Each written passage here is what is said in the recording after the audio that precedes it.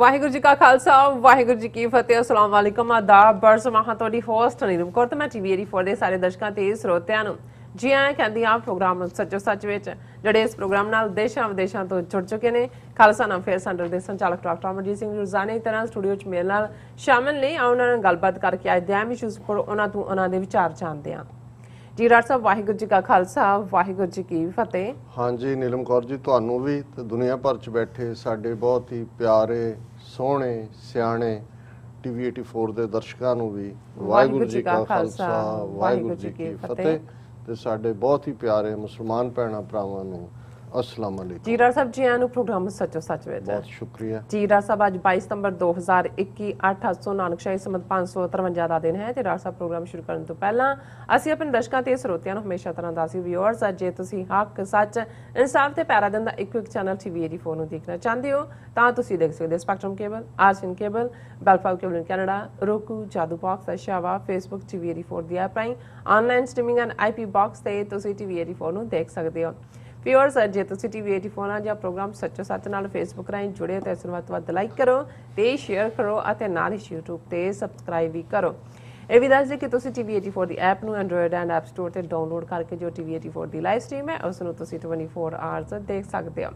Viewers ਹੁਣ ਅਸੀਂ ਆਪਣੇ ਪ੍ਰੋਗਰਾਮ ਦੀ ਸ਼ੁਰੂਆਤ ਕਰਨ ਜਾ ਰਹੇ ਹਾਂ। ਹਮੇਸ਼ਾ ਤਰ੍ਹਾਂ ਤੁਹਾਨੂੰ ਦੱਸ ਦਈਏ ਕਿ ਅੱਜ ਦੇ ਪ੍ਰੋਗਰਾਮ ਸੱਚੋ ਸੱਚ ਨੂੰ ਸਪਾਂਸਰ ਕੀਤਾ ਗਿਆ ਹੈ ਸਿਆਟਲ ਤੋਂ ਸਰਦਾਰ ਦਲੇਰ ਸਿੰਘ ਮਾਨਕ ਵੱਲੋਂ। ਸੋ ਇਹਨਾਂ ਸੁਨੇਹਾ ਦਿੱਤਾ ਹੈ ਕਿ ਅਸੀਂ ਸਵਾਰਥੀ ਅਤੇ ਮਨਮੁਖ ਹੋ ਗਏ ਹਾਂ, ਗੁਰੂ ਵੱਲੋਂ ਦੱਸੇ ਰਸਤੇ ਤੇ ਚਲਦਿਆਂ ਭਰੋਸਾ ਰੱਖੀਏ ਤਾਂ ਗੁਰੂ ਸਾਹਿਬ ਸਹਾਈ ਹੋਣਗੇ। ਵਾਹਿਗੁਰੂ ਮਿਹਰ ਕਰੇ, ਸਾਨੂੰ ਆਜ਼ਾਦ ਰਾਜ ਖਾਲਿਸਤਾਨ ਬਖਸ਼ਣ। ਸਾਨੂੰ ਲੋੜ ਹੈ ਕਿ ਅਸੀਂ ਆਪਣੇ ਹੀ ਲੋਕਾਂ ਦੀਆਂ ਜਿਹੜੀਆਂ ਲੱਤਾਂ ਖਿੱਚਦੀਆਂ ਬੰਦ ਕਰੀਏ, ਆਪਣਾ ਫਰਜ਼ ਪਹਿਚਾਨੀਏ ਤੇ ਕੌਮੀ ਕਾਰਜਾਂ ਵਿੱਚ ਆਪਣਾ ਬਣਦਾ ਯੋਗਦਾਨ ਪਾਈਏ। ਸੋ ਟੀਵੀ 84 ਦੀ ਟੀਮ ਅਤੇ ਡਾਕਟਰ ਅਮਰਜੀਤ ਸਿੰਘ ਜੀ ਦਾ ਉਹਨਾਂ ਨੇ ਧੰਨਵਾਦ ਕੀਤਾ ਹੈ ਔਰ ਅਸੀਂ ਵੀ ਉਹਨਾਂ ਦਾ ਧੰਨਵਾਦ ਕਰਦੇ ਹਾਂ ਕਿ ਅੱਜ ਦੇ ਪ੍ਰੋਗਰਾਮ ਨੂੰ ਉਹਨਾਂ ਨੇ ਸਪਾਂਸਰ ਕੀਤਾ। ਸੋ ਅਸੀਂ ਵੀ ਤੁਹਾਨੂੰ ਅਪੀਲ ਤੇ ਬੇਨਤੀ ਕਰ ਦਿੰਦੇ ਹਾਂ ਕਿ ਤੁਸੀਂ ਵੀ ਵੱਧ ਤੋਂ ਵੱਧ ਪ੍ਰੋਗਰਾਮ ਸੱਚੋ ਸੱਚ ਨੂੰ ਸਪਾਂਸਰ ਕਰੋ। ਸਪਾਂਸਰਸ਼ਿਪ ਲਈ ਤੁਸੀਂ ਸਾਨੂੰ ਕਾਲ ਕਰ ਸਕਦੇ ਹੋ ਸਾਡੇ ਫੋਨ ਨੰਬਰ ਤੇ 5166619184। ਸੇਮ ਨੰਬਰ ਤੇ ਤੁਸੀਂ ਸਾਨੂੰ WhatsApp ਕਰ ਸਕਦੇ ਹੋ, ਤੁਸੀਂ ਸਾਨੂੰ ਈਮੇਲ ਕਰ ਸਕਦੇ ਹੋ info@tv84.tv ਤੇ। ਸੋ ਵਿਊਅਰਸ ਪ੍ਰੋਗਰਾਮ ਦੇ ਸ਼ੁਰੂ ਵਿੱਚ ਪਹਿਲੇ ਸੈਗਮੈਂਟ ਦੇ ਵਿੱਚ ਆਪਾਂ ਗੱਲਬਾਤ ਕਰਨ ਜਾ ਰਹੇ ਹਾਂ ਕਿ ਡਾਇਸਪੋਰਾ ਸਿੱਖਾਂ ਨੇ ਜਿਹੜਾ ਭਾਰਤ ਸਰਕਾਰ ਨੂੰ ਆਪਣੀ ਤਾਕਤ ਜਿਹੜੀ ਹੈ ਵਿਖਾਉਣੀ ਸ਼ੁਰੂ ਕੀਤੀ ਹੋਈ ਹੈ ਔਰ ਕੈਨੇਡਾ ਦੀਆਂ ਚੋਣਾਂ ਵਿੱਚ ਸਿੱਖਾਂ ਦੀ ਜਿਹੜੀ ਚੜ੍ਹਤ ਤੋਂ ਬਾਅਦ ਯੂਕੇ ਵਿੱਚ ਭਾਰਤ ਸਰਕਾਰ ਦੇ ਮੂੰਹ ਤੇ ਸਿੱਖਾਂ ਨੇ ਇੱਕ ਕਰਾਰੀ ਹੈ ਚਪੇੜ ਮਾਰੀ ਹੈ। ਸੋ ਭਾਰਤ ਸਰਕਾਰ 3 ਸਿੱਖ ਨੌਜਵਾਨਾਂ ਨੂੰ ਐਕਸਟ੍ਰਾਡੀਸ਼ਨ ਦੀ ਆੜ ਵਿੱਚ ਯੂਕੇ ਤੋਂ ਭਾਰਤ ਲਿਜਾਣਾ ਚਾਹੁੰਦਾ ਸੀ, ਪਰ ਅੱਜ ਯੂਕੇ ਦੀ ਅਦਾਲਤ ਨੇ ਐਕਸਟ੍ਰਾਡੀਸ਼ਨ ਦੇ ਖਿਲਾਫ ਫੈਸਲਾ ਜਿਹੜਾ ਉਹ ਦਿੱਤਾ ਹੈ, ਜਿਹੜੇ ਕਿ ਯੂਕੇ ਦੇ ਸਿੱਖਾਂ ਦੇ ਇੱਕ ਵੱਡੀ ਜਿਹੜੀ ਹੈ ਜਿੱਤ ਹੈ। ਸੋ ਅਮਰੀਕਾ ਵਿੱਚ ਮੋਦੀ ਦੀ ਆਮਦ ਤੋਂ ਠੀਕ ਪਹਿਲਾਂ ਨਿਊਯਾਰਕ ਦੀ ਫੈਡਰਲ ਕੋਰਟ ਨੇ ਮੋਦੀ ਦੇ ਖਿਲਾਫ ਸਮਨ ਜਾਰੀ ਕੀਤੇ ਹਨ। ਇਹਨਾਂ ਵਿਸ਼ਿਆਂ ਤੇ ਵਿਊਅਰਸ ਆਪਾਂ ਗੱਲਬਾਤ ਕਰਨ ਜਾ ਰਹੇ ਹਾਂ। ਸੋ ਅਸੀਂ ਚਾਹਾਂਗੇ ਕਿ ਤੁਸੀਂ ਇਸੇ ਤਰ੍ਹਾਂ ਬਣੇ ਰਹਿਣਾ। ਦੇਖਣ ਸੁਣ ਲਈ ਤੁਹਾਡਾ ਸਭ ਦਾ ਬਹੁਤ ਬਹੁਤ ਸ਼ੁਕਰੀਆ। ਜੀ ਡਾਕਟਰ ਸਾਹਿਬ ਕੀ ਵਿਚਾਰਾਂ ਨੇ ਇਹਨਾਂ ਵਿਸ਼ਿਆਂ ਤੇ?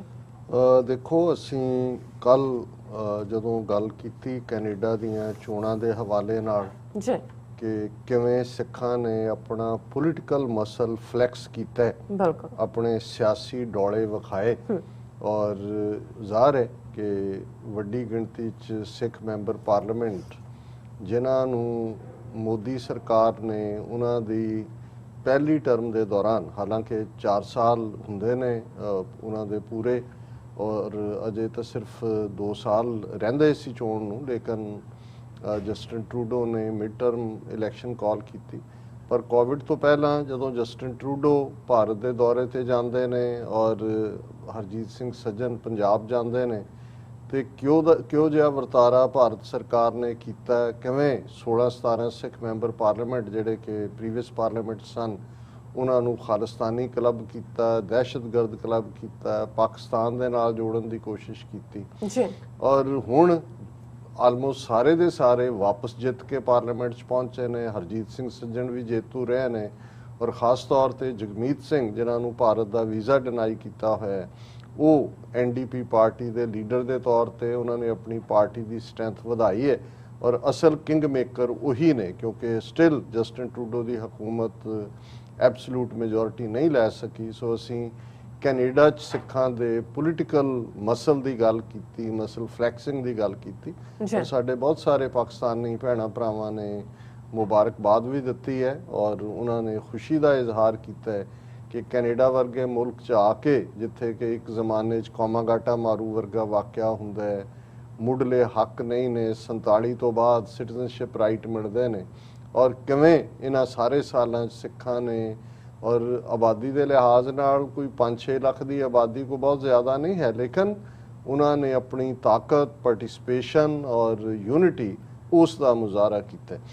ਔਰ ਕਿਉਂਕਿ ਇਹ ਸਾਡੇ ਲਈ ਡਾਇਸਪੋਰਾ ਸਿੱਖਾਂ ਦੀ ਗੱਲ ਮਜ਼ਬੂਤੀ ਨਾਲ ਕਰਨਾ, ਜਿਹਨੂੰ ਜਿਹੜਾ ਲਗਭਗ ਹੁਣ 6 ਮਿਲੀਅਨ ਦੇ ਨੇੜੇ ਤੇੜੇ ਜਦੋਂ ਅਸੀਂ ਡਾਇਸਪੋਰਾ ਸਿੱਖਾਂ ਦੀ ਪੋਪੂਲੇਸ਼ਨ ਦੀ ਗੱਲ ਕਰਦੇ ਹਾਂ, ਬਹੁਤ ਅਹਿਮੀਅਤ ਰੱਖਦਾ ਹੈ, ਕਿਉਂਕਿ ਅਲਟੀਮੇਟਲੀ ਪੰਜਾਬ ਵਿਚਲਾ ਜਿਹੜਾ ਹਿੱਸਾ ਹੈ, ਔਰ ਜੇ ਮੈਂ ਪੰਜਾਬ ਤੋਂ ਬਾਹਰ ਵੀ ਕਹਾਂ ਜਿੱਥੇ ਕਿ ਭਾਰਤ ਸਿੱਖ ਵਸਦੇ ਨੇ, ਉਹ ਤਾਂ ਇੱਕ ਕਿਸਮ ਨਾਲ ਜਿਹੜੀ ਇਹਨਾਂ ਨੇ ਟੋਟਲ ਵਾਰ ਸਿੱਖਾਂ ਦੇ ਉੱਤੇ ਥੋਪੀ ਹੋਈ ਹੈ, ਉਹਦੇ 'ਚ ਉਹਨਾਂ ਨੂੰ ਹੌਸਟੇਜ ਬਣਾਇਆ ਹੋਇਆ, ਉਹ ਯਰਗਮਾਲ ਨੇ। ਔਰ ਇਹ ਗੱਲ ਕੋਈ ਇਹ ਨਹੀਂ ਹੈ ਕਿ ਅਸੀਂ ਅੱਜ ਦੇ ਕੰਟੈਕਸਟ ਕਹਿ ਰਹੇ ਹਾਂ, ਜਦੋਂ ਈਵਨ 80ਵਿਆਂ 'ਚ ਧਰਮਯੁੱਧ ਮੋਰਚਾ ਚੱਲ ਰਿਹਾ ਸੀ ਔਰ ਮੋਰਚੇ ਦੌਰਾਨ ਵੱਡੀ ਗਿਣਤੀ 'ਚ ਸਿੱਖ ਪੰਜਾਬ 'ਚ ਗ੍ਰਿਫਤਾਰੀਆਂ ਦੇ ਰਹੇ ਸੀ ਆਪਣੇ ਹੱਕਾਂ ਲਈ, ਤੇ ਇੰਦਰਾ ਗਾਂਧੀ ਨੇ ਇਹ ਗੱਲ ਐਜ਼ ए प्राइम मिनिस्टर कही सी कि यहाँ अकाली मोर्चा लगा रहे हैं, इनको ये नहीं भूलना चाहिए कि पंजाब के बाहर भी सिख रहते हैं। सो कहना ये चाहती सी कि भी जे तुसी कोई पंजाब दे विच अपनी बहुत ताकत दिखा के कुछ कीता है ते बाहरले सिखां नूं असीं नहीं छड्डना है। मतलब एक इलैक्टेड प्राइम मिनिस्टर दी यही स्टेटमेंट सी। और उसे कॉन्टैक्स्ट दे विच ही जदों संत पिंडां वालियां ने कहा सी कि भी कला कला सिख 1.25 लाख हुंदा है, और जे तुसी आबादी दे लिहाज नाल ही देखना असीं तां 1.25 लाख नाल लड़न वाले हैं, ऊँ साडे हिस्से इन्ने होणगे। सो मतलब इनू इस गल नूं तां बहुत प्रचारिया गया कि संत भिंडरां वालियां ने कहा जी एक सिख दे हिस्से 35-35 हिंदू होणगे, पर कॉन्टैक्सट ये नहीं सी। कॉन्टैक्सट सी कि एक इलैक्टेड प्राइम मिनिस्टर जिहड़ी है वो धमकी दे रही है कि भी असीं ਜਿਹੜਾ ਫਿਰ ਨਹੀਂ ਛੱਡਾਂਗੇ ਪੰਜਾਬ ਤੋਂ ਬਾਹਰ ਵਸਦੇ ਸਿੱਖਾਂ ਨੂੰ। ਸੋ ਇਸ ਕੋਈ ਸ਼ੱਕ ਨਹੀਂ ਹੈ ਕਿ ਨਵੰਬਰ 84 ਚ ਜੋ ਕੁਝ ਵਾਪਰਿਆ ਬਾਹਰਲੇ ਸਿੱਖ ਉਹਨਾਂ ਨੇ ਜਿਹੜੇ ਨੇ ਉਹ ਡਰਾ ਲਏ। ਪੰਜਾਬ ਦੇ ਵਿੱਚ ਬੇਸ਼ੱਕ ਡਿਫਾਈਂਸ ਅੱਜ ਵੀ ਜਾਰੀ ਹੈ, ਇਹਦੇ ਵਿੱਚ ਕੋਈ ਸ਼ੱਕ ਨਹੀਂ ਹੈ।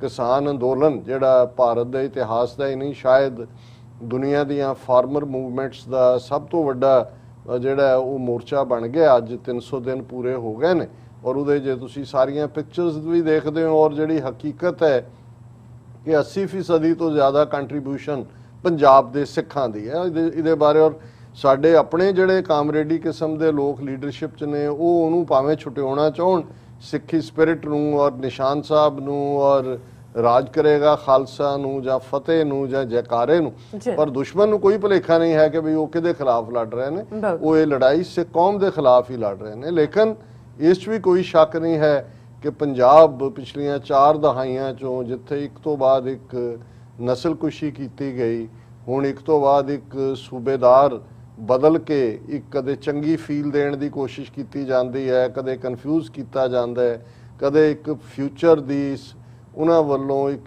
इस किस्म की स्ट्रैटजी ले की जा रही है जिथे पंजाब नूं अगों बलदी दे बूथे च धक्या जाए। लेकिन ये उन्हां दी टोटल वार पंजाब जां भारत दे सिखां तक महदूद नहीं है। बेशक ये भी 84 तो बाद भारती हाकमां ने लगातारता दे नाल बाहर जिहड़ा इस जंग नूं विढिया। जो कैनेडा दे विच एयर इंडिया दा हादसा करवाया जांदा है, सिखां दे खाते पाया जांदा है, सिख लहर नूं इंटरनैशनल टैरिज्म दे नाल जोड़िया जांदा है, ਇਹ ਵੀ ਇਹਨਾਂ ਦੀਆਂ ਏਜੰਸੀਆਂ ਦੀ ਕਾਰਸਤਾਨੀ ਸੀ। ਗੁਰਦੁਆਰਿਆਂ ਦੇ ਵਿੱਚ ਬਹੁਤ ਸਾਰੇ ਝਗੜੇ ਜਿਹੜੇ ਕਿ ਜਾ ਕੇ ਫਿਰ ਅਦਾਲਤਾਂ 'ਚ ਸੈਟਲ ਹੁੰਦੇ ਨੇ, ਉਹਨਾਂ ਦੇ ਵਿੱਚ ਵੀ ਇਹਨਾਂ ਦੇ ਲੋਕ ਸ਼ਾਮਲ। ਔਰ ਹਰ ਥਾਂ ਦੇ ਉੱਤੇ ਕਿਵੇਂ ਸਪਾਈਂਗ, ਜਰਮਨ ਦੇ ਵਿੱਚ ਤਾਂ 2-3 ਕੇਸ ਜਿਹੜੇ ਨੇ ਉਹ ਡਿਟੈਕਟ ਹੋਏ, ਸਜ਼ਾਵਾਂ ਹੋਈਆਂ ਨੇ ਕਿ ਕਿਵੇਂ ਇਹਨਾਂ ਦੇ ਜਿਹੜੇ ਰੈਂਟਾ ਸਿੱਖ ਨੇ ਉਹ ਵਿੱਚ ਵੜ ਕੇ ਜਿਹੜਾ ਉਹ ਸਪਾਈਂਗ ਕਰਦੇ ਨੇ ਸਿੱਖਾਂ ਦੇ ਉੱਤੇ, ਕਸ਼ਮੀਰੀਆਂ ਦੇ ਉੱਤੇ। ਸੋ ਇਸ ਬਾਰੇ ਕੋਈ ਗੱਲ ਕਰਨ ਦੀ ਲੋੜ ਨਹੀਂ ਹੈ। ਪਰ ਇਸ 'ਚ 3 ਮੁਲਕ ਜਿੱਥੇ ਕਿ ਸਿੱਖ ਕਾਫੀ ਤਾਕਤਵਰ ਜਿੱਥੇ ਹੋਏ ਨੇ ਪੋਲੀਟੀਕਲੀ, ਜਿਨ੍ਹਾਂ ਦੇ ਵਿੱਚ ਕੈਨੇਡਾ ਦੀ ਗੱਲ ਅਸੀਂ ਕੀਤੀ, ਉੱਥੇ ਲਗਾਤਾਰਤਾ ਨਾਲ 4 ਦਹਾਕਿਆਂ ਤੋਂ ਭਾਰਤੀ ਖੁਫੀਆ ਏਜੰਸੀਆਂ ਉਹਨੂੰ ਜਿਹੜਾ ਉਹਦੇ 'ਚ ਇੰਟਰਫੀਅਰ ਕਰਦੀਆਂ ਨੇ। ਅਮਰੀਕਾ ਔਰ UK और ज़ाहिर है कि आस्ट्रेलिया इस गल का ध्यान रहे कि जोड़ा एक हरियाणवी हिंदू नौजवान जिन्हें जाके गुरुद्वारियां ते हमला करने की कोशिश और सिख नौजवानों की मार कुटाई की और ਜ਼ਮਾਨਤ ਦੇਣ ਤੋਂ ਨਾ ਕਰ ਦਿੱਤੀ ਸੀ। ਹੁਣ ਅਦਾਲਤ ਨੇ ਆਸਟ੍ਰੇਲੀਆ 'ਚ ਫੈਸਲਾ ਵੀ ਸੁਣਾਇਆ, ਉਹਦਾ ਹਿੰਦੂ ਤਵੀਆਂ ਨਾਲ ਸਿੱਧਾ ਸਬੰਧ, ਔਰ ਉਹਦੇ ਹੱਕ ਦੇ ਵਿੱਚ ਮਨੋਹਰ ਲਾਲ ਖੱਟੜ ਨੇ ਆਪਣੇ ਫੋਰਨ ਮਿਨਿਸਟਰੀ ਨੂੰ ਲਿਖਿਆ ਸੀ ਕਿ ਜੀ ਉਸ ਦੀ ਪੈਰਵਾਈ ਕੀਤੀ ਜਾਏ। ਸੋ ਇਹ ਹੁਣ ਕੋਈ ਜਿਹੜਾ ਉਹ ਜਿਹਨੂੰ ਕਹੋ ਕਿ ਵੀ ਉਹ ਢਕੀ ਹੋਈ ਗੱਲ ਨਹੀਂ ਹੈ ਕਿ ਇੰਡੀਅਨ ਏਜੰਸੀਆਂ, ਇਹਨਾਂ ਦੀਆਂ ਐਮਬੈਸੀਆਂ, ਕੌਂਸੂਲੇਟ ਕਿਵੇਂ ਡਾਇਰੈਕਟਲੀ ਇੰਟਰਫੀਅਰ ਕਰਦੇ ਨੇ। ਔਰ ਯੂਕੇ ਦੇ ਕੰਟੈਕਸਟ ਦੇ ਵਿੱਚ ਇੱਕ ਕੇਸ ਜਿਹਦੇ 'ਚ ਬਹੁਤ ਜ਼ਿਆਦਾ ਦਿਲਚਸਪੀ ਦੁਨੀਆ ਭਰ ਦੇ ਸਿੱਖਾਂ ਦੀ ਸੀ, ਇਹ ਇੱਕ ਜਿਸ ਨੂੰ ਕਹੋ ਕਿ ਵੀ ਇਕੱਲਾ ਟਰਾਇਲ ਕੇਸ ਨਹੀਂ, ਇੱਕ ਇਸ ਕਿਸਮ ਦਾ ਕੇਸ ਬਣ ਗਿਆ ਸੀ। ਜੇ ਇਹਦੇ 'ਚ ਭਾਰਤੀ ਹਕੂਮਤ ਕਾਮਯਾਬ ਹੁੰਦੀ ਤੇ ਬਹੁਤ ਜ਼ਿਆਦਾ ਖੌਫ ਭਰਪਾ ਹੋ ਜਾਣਾ ਸੀ ਯੂਕੇ ਦੇ ਸਿੱਖਾਂ ਦੇ ਵਿੱਚ। ਇੱਕ ਰੁਲਦਾ ਨਾਂ ਦਾ ਬੰਦਾ ਜਿਹੜਾ ਏਜੰਸੀਆਂ ਨੇ ਤਿਆਰ ਕਰਕੇ ਉਹਨੂੰ ਸਿੱਖੀ ਰੂਪ 'ਚ ਬਣਾ ਕੇ ਸਿੱਖ ਸੰਸਥਾਵਾਂ ਦੇ ਵਿੱਚ ਵਾੜਿਆ ਹੀ ਸੀ। ਲੇਕਿਨ 1985 ਦੇ ਵਿੱਚ ਜਦੋਂ ਪਟਨਾ ਸਾਹਿਬ ਦੇ ਮੁਕਾਮ ਦੇ ਉੱਤੇ ਰਾਸ਼ਟਰੀ ਸਿੱਖ ਸੰਗਤ ਨਾਂ ਦੀ ਇੱਕ ਆਊਟਫਿਟ ਖੜੀ ਕੀਤੀ ਜਾਂਦੀ ਹੈ RSS ਵੱਲੋਂ, ਔਰ ਰੁਲਦੇ ਨੂੰ ਉਸ ਦਾ ਪ੍ਰਧਾਨ ਬਣਾਇਆ ਜਾਂਦਾ, ਔਰ ਜ਼ਾਹਰ ਹੈ ਕਿ ਵੀ ਇਹ ਇੱਕ ਸਿੱਖ ਰੂਪ, ਪੇਂਡੂ ਬੈਕਗਰਾਊਂਡ, ਮਕਸਦ ਇਹ ਹੀ ਸੀ ਕਿ ਸਿੱਖਾਂ ਦੇ ਵਿੱਚ ਵੜ ਕੇ ਉਸ ਸਾਰੀ ਲਹਿਰ ਨੂੰ ਤਾਂ ਹਾਈਜੈਕ ਕਰਨਾ ਹੀ ਸੀ, ਔਰ ਇਹ ਦੱਸਣ ਦੀ ਕੋਸ਼ਿਸ਼ ਜੋ ਉਹਨਾਂ ਦਾ ਏਜੰਡਾ ਹਿੰਦੂ ਤਵੀਆਂ ਦਾ ਹੈ, ਸਿੱਖਾਂ ਨੂੰ ਹਿੰਦੂ ਬਣਾਉਣ ਦਾ। ਔਰ ਇਹ 2009 ਦੇ ਵਿੱਚ ਉਸ ਰੁਲਦੇ ਨੂੰ ਕਿਸੇ ਨੇ ਰੋਲ ਦਿੱਤਾ। ਜਿਸ ਕਿਸਮ ਦੀਆਂ ਕਰਤੂਤਾਂ ਹੁੰਦੀਆਂ ਨੇ ਉਹਦਾ ਜਿਹੜਾ ਉਹਦੀ ਸਜ਼ਾ ਭੁਗਤਣੀ ਪੈਂਦੀ ਹੈ ਹੁਣ। ਔਰ ਉਸ ਤੋਂ ਬਾਅਦ ਅੱਜ ਤੱਕ ਰਾਸ਼ਟਰੀ ਸਿੱਖ ਸੰਗਤ ਦਾ ਕੋਈ ਮੁਖੀ ਉਹਨਾਂ ਨੇ ਐਲਾਨਿਆ ਨਹੀਂ ਹੈ। ਇਸ ਗੱਲ ਨੂੰ ਅਸੀਂ 12 ਸਾਲ ਪਹਿਲਾਂ ਦੀ ਗੱਲ ਕਰ ਰਹੇ ਹਾਂ। ਹੁਣ ਹਕੂਮਤ ਇਸ ਗੱਲ ਦੇ ਵਿੱਚ ਕਿ ਭਾਈ ਇਸ ਕੇਸ 'ਚ ਅਸੀਂ ਬਾਹਰਲੇ ਸਿੱਖਾਂ ਨੂੰ ਫਸਾਈਏ, ਬਾਹਰਲੀਆਂ ਹਕੂਮਤਾਂ ਨੂੰ ਦੱਸੀਏ ਕਿ ਵੀ ਇਹ ਕਿਵੇਂ ਜਿਹੜਾ ਉਹ ਬਾਹਰਲੇ ਸਿੱਖ ਇੱਥੇ ਹਿੰਸਾ ਫੈਲਾ ਰਹੇ ਨੇ। ਔਰ ਇਸ ਦੇ ਚਲਦਿਆਂ ਉਹਨਾਂ ਨੇ ਪਹਿਲਾਂ ਤਾਂ ਯੂਕੇ ਦੇ ਵਿੱਚ ਜਿਹੜਾ 3 ਸਿੱਖ ਨੌਜਵਾਨ ਇਸ ਦੇ ਲਈ ਨਾਮਜ਼ਦ ਕੀਤੇ ਕਿ ਜੀ ਉਹ ਇੱਥੇ ਆਏ, ਉਹਨਾਂ ਨੇ ਫਲਾਣਾ ਕੀਤਾ, ਢਿਮਕਾ ਕੀਤਾ। ਔਰ ਕੁਝ ਸਾਲ ਪਹਿਲਾਂ ਜਿਹੜਾ ਉਹ ਉਹਨਾਂ ਦੀ ਇਨਵੈਸਟੀਗੇਸ਼ਨ ਨੇ ਜਿਹੜਾ ਯੂਕੇ ਵਾਲਿਆਂ ਨੇ ਕਿਹਾ ਵੀ ਨਹੀਂ ਇਹਦੇ 'ਚ ਦਮ ਨਹੀਂ ਹੈ। ਲੇਕਿਨ ਹੁਣ ਜਿਹੜੀ ਉੱਥੇ ਬੋਰਿਸ ਜੌਨਸਨ ਦੀ ਸਰਕਾਰ ਬਣੀ ਹੋਈ ਹੈ, ਉਹਦੇ 'ਚ ਜਿਹੜੀ ਹੋਮ ਮਿਨਿਸਟਰ ਹੈ ਪ੍ਰੀਤੀ ਪਟੇਲ, ਉਹ ਪੱਕੀ ਹਿੰਦਵਾਣੀ, ਹਿੰਦੂ ਤਵਾ ਆਈਡੀਓਲੋਜੀ ਦੀ, ਮੋਦੀ ਦੀ ਸ਼ਾਗਿਰਦ, ਔਰ ਉਹਦੇ 'ਚ ਕਦੇ ਕੋਈ ਦੋ ਰਾਵਾਂ ਨਹੀਂ ਨੇ ਕਿ ਉਸ ਦਾ ਜਿਹੜਾ ਉਹ ਕੀ ਹੈ, ਉਸ ਦਾ ਪ੍ਰੋਫਾਈਲ ਕੀ ਹੈ।